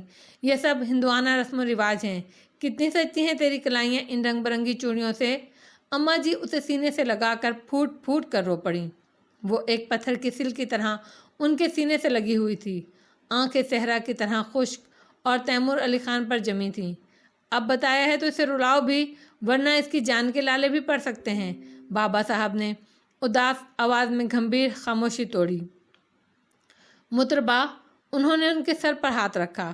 بیٹی، بہت سی عورتیں یہ دکھ اٹھاتی ہیں اور پھر تیز دھوپ میں بڑے حوصلے سے راستہ کاٹتی ہیں۔ دکھ کتنا ہی بڑا ہو، جھیلنا تو پڑتا ہے۔ اماں جی نے اس کا سر اپنے سینے سے لگا کر گلوگیر آواز میں سمجھایا۔ علی چلے گئے اماں جی؟ اس کی آواز بہت گہرے کنویں سے آئی۔ سب نے جانا ہے بیٹی، وہ رو پڑیں۔ وہ تو جب جانا ہے سو جانا ہے، مگر آپ خان سے پوچھئے، انہیں کھیلنے کو میں ہی ملی تھی؟ آپ انہیں کوئی بڑی سی گڑیا لا دیتی اماں جی۔ یہ میرے دل کے پیچھے ہاتھ دھو کر پڑے ہیں، ذرا ان کی طرف دیکھیے، قصائی نظر آ رہے ہیں۔ اماں، انہیں ہر وہ بات پسند ہے جس سے میرا دل کانپ جاتا ہے، جس سے میری آواز کمزور پڑ جاتی ہے، جس سے میری آنکھیں خون روتی ہیں جو مجھے راتوں کو رلائے جگائے۔ آپ کو پتہ ہے آج ان کی خوشی سے بری حالت ہوگی اماں جی۔ میں جو رو رہی ہوں وہ بلک بلک کر رو دی۔ تینوں اپنی جگہ دم بخود سے بیٹھے تھے جیسے حرکت محال ہو۔ بابا صاحب الجھی ہوئی نظروں سے اس کی جانب دیکھ رہے تھے۔ اماں جی مجھے تو ہنسنے کا شوق تھا، یہ رونا کیوں پڑ گیا ہے؟ اماں جی میں بیلے کی کلیاں پہنوں گی، میں نہیں پہنوں گی سفید کپڑے خان، میری جان کے دشمن، اللہ کرے۔ ہوش کر مطربہ۔ اماں جی نے بے ساختہ اپنا ہاتھ اس کے منہ پر رکھ دیا۔ کلیجہ کانپ کر رہ گیا ان کا۔ بیٹی وہ کسی سے پوچھ کر تقدیر نہیں لکھتا، تیرا خان اسے تیرے لیے خوشیاں بنا کر لایا تھا، تیرا گھر بسایا تھا بیٹی، میرا دل اجاڑا تھا اماں جی۔ وہ چیخیں مار مار کر رونے لگی۔ بابا صاحب کو ایک گہری چپ نے گھیر رکھا تھا۔ تیمور اپنی انگلیاں چٹکا رہے تھے۔ نہایت اضطرابی کیفیت تھی۔ شاید کوئی اور موقع ہوتا تو دلاور علی خان اس کی زبان پر انگارہ رکھوا دیتے، مگر اب یہی سمجھا جا رہا تھا کہ اچانک صدمے سے اس کا ذہنی توازن بگڑ گیا ہے۔ یہی لائے تھے اسے میرے لیے، انہوں نے قسمت کا فیصلہ کیا تھا، وہ تو یوں بھی گولی کے نشانے پر تھے۔ وہ مجھے کہتا تھا مہمندی اس کے نام کی گولی سنبھال کر رکھے ہوئے ہیں۔ وہ مجھ سے مذاق میں کہتا تھا کبھی بھی خدا حافظ کہہ سکتا ہوں، ہر ملاقات کو آخری سمجھا کر۔ وہ ڈاکوؤں کی گولی سے نہ مرتا تو مہمندی اسے مار ڈالتے۔ اماں جی انہوں نے مجھے اجاڑنے کے لیے بسایا تھا۔ اماں جی انہیں مجھ سے بہت چڑ ہے، انہیں میرا ہر کام غلط لگتا تھا، پتہ نہیں کہاں کہاں کا غصہ نکالا ہے انہوں نے مجھ پر۔ ہائے میرے اللہ، میرے علی۔ وہ بری طرح دھاڑے مار مار کر روئی۔ تیمور، بابا صاحب کی آواز بہت دھیمی تھی۔ جی بابا صاحب۔ وہ کسی دھیان سے چونکے۔ بیٹے تم اس کے سامنے سے ہٹ جاؤ، یہ اپنے ہوش میں نہیں ہے، جاؤ اور پتہ کرو میت یہاں کب تک پہنچے گی۔ وہ بہت دھیمی آواز میں بول رہے تھے مگر اس نے سن لیا۔ میت ہے اماں جی۔ وہ تیورا کر قالین پر ڈھہ گئی اور اسی لمحے دوسرے گھر والے افتاں و خزاں اندر داخل ہوئے۔ سب سے آگے بدحواسی کے عالم میں خالہ سولانے تھیں۔ کیا ہوا اماں جی؟ تزئین حواس باختہ نظر آ رہی تھی۔ پانی لاؤ سولانے، اسے ہوش میں لاؤ۔ اماں جی نے جیسے تزئین کی بات نہیں سنی۔ خالہ سولانے لشم پشم دوڑ گئیں۔ اماں جی بابا صاحب کیا ہوا ہے اسے؟ رئیسہ بیگم کے چہرے پر بھی ہوائیاں اڑ رہی تھیں۔ علی اب دنیا میں نہیں رہے بیٹی۔ بابا صاحب بہت وقار سے مضبوط لہجے میں سب کے سروں پر بم پھاڑ رہے تھے۔ ہیں جی کیا؟ مختلف قسم کی آوازیں گونجنے لگیں۔ کس نے بتایا؟ ناظرین نے بہت دکھ سے مطربہ کی طرف دیکھا۔ فون آیا تھا اس کے اسٹیشن سے، وہاں گھر پر کیا ہوگا، ملازم نے یہاں کا نمبر دے دیا، تیمور نے سنا تھا۔ انہوں نے بہو کی سمت ایک نگاہ اپنے مخصوص انداز میں ڈال کر جواب دیا، ہمیں بہت دکھ ہوا، نئی زندگی بگڑی ہے، جتنا غم کریں کم ہے۔ وہ تعصب بھرے انداز میں کہہ رہے تھے، اللہ ہے نہ صبر دینے والا، ورنہ مرنے والے کے ساتھ مر جائیں لوگ۔ مجھے تو فکر ہو گئی ہے اس کا دماغ نہ پلٹ جائے، اماں جی بھرائی ہوئی آواز میں کہہ رہی تھیں۔ اسی دم خالہ سولانے جگ گلاس لیتے ہوئے تیزی سے اندر داخل ہوئیں۔ رئیسہ بیگم نے جگ ان کے ہاتھ سے لے لیا اور جلدی جلدی اس کے منہ پر چھینٹے ڈالنے لگیں۔ تزئین بھی دوزانوں بیٹھ کر اس کے رخسار تھپ تھپانے لگی۔ مطربہ مطربہ اٹھو، دیکھو یہاں سب ہیں، دیکھو اماں جی بہت پریشان ہو رہی ہیں، شاباش۔ مگر وہ ٹس سے مس نہ ہوئی۔ ٹھہریں آپا، اس طرح کام نہیں چلے گا، ہم میڈیکل ٹریٹمنٹ کرتے ہیں۔ تیمور باہر نکل گئے۔ ہائے کیسی مشکل آئی ہے بچی پر۔ اماں جی کی آنکھوں سے آنسو بہنے لگے۔ آپ اپنے آپ کو سنبھالو رئیسہ کی ماں، ورنہ بچی کو سنبھالنا مشکل ہو جائے گا۔ دلاور علی خان کو بیوی کے بہتے آنسوؤں سے اور طرح کی پریشانی لاحق ہوئی۔ میرا تو دل پھٹ رہا ہے، شام کو نیلی ستاروں بھری ساڑی میں کیسی ہنسی کھیلتی پھر رہی تھی۔ ناز کی طرف کی عورتیں کہہ رہی تھیں ایسا حسن نہیں دیکھا، کہیں کوئی کمی نہیں، نظر لگ گئی ہے غریب کو۔ اماں جی پلیز آپ کچھ نہ بولیں۔ تیمور علی خان اندر داخل ہوتے ہوئے گویا ہوئے، اس طرح تو وہ دوبارہ بے ہوش ہو جائے گی۔ تیمور ٹھیک کہہ رہا ہے رئیسہ کی ماں۔ تیمور نے روئی میں کوئی دوا لگا کر اس کے نتنوں کے قریب کی تو مطربہ نے تڑپ کر چہرہ ادھر ادھر کیا، پھر دوبارہ ساکت ہو گئی۔ تیمور نے پھر عمل دہرایا۔ مطربہ کے جسم میں زور سے جھٹکا لگا اور اس نے آنکھیں کھول دیں۔ تیمور فوراً اٹھ کھڑے ہوئے۔ مطربہ اٹھو، شاباش، تزئین نے بہت پیار سے کہا اور اسے سہارا دے کر بٹھایا۔ بی بی جان، وہ ان کے شانوں سے لگ کر پھر بلک بلک کر رو دی۔ تزئین کی آنکھوں سے بھی آنسو بہنے لگے۔ تیمور علی خان فوراً باہر نکل گئے۔ یہ کہاں گئے ہیں؟ کیا علی کو لینے گئے ہیں؟ وہ زور سے چیخی۔ اماں جی अपनी जगह से उठी। खुद को संभाल बेटी, चल मेरे कमरे में। उठो। रईसा बेगम ने भी उसे उठाया। बीबी जान, इसे ऊपर ना लेकर जाएं, बच्चा उठ गया तो और मुश्किल हो जाएगी। तज़ीन ने रईसा बेगम से कहा। हाँ ठीक कहती हो, चलो इसे मेरे कमरे में ले चलो। तज़ीन ने रईसा बेगम के साथ मिलकर उसे बामुश्किल खड़ा किया। बीबी जान, बारी को तो बता दें कि उसका बाप तेज़ी दिखा गया। हाय अम्मा जी, मैं बच्चे का क्या करूं? वो बेरब्त हो गई। सब खामोश रहीं। क्या करते हैं बच्चे का? तेरे मर्द की औलाद है, तू रखेगी, उसका ख्याल और कौन रखेगा? अम्मा जी ने बहुत दुख से कहा। वो बाहर आई तो देखा तैमूर अली खान पुष्प पर हाथ बांधे बरामदे में टहल रहे थे। वो बच्चा मुझसे ज़्यादा इनका है, इन्हें दे दें। ये लाए थे ना, इन्होंने ही बांधी थी ये घंटी मेरे गले में। इनके होते सोते का है वो बच्चा, मेरा कुछ नहीं लगता। वो तैमूर अली खान पर नज़र पड़ते ही फिर से जज्बाती हो गई।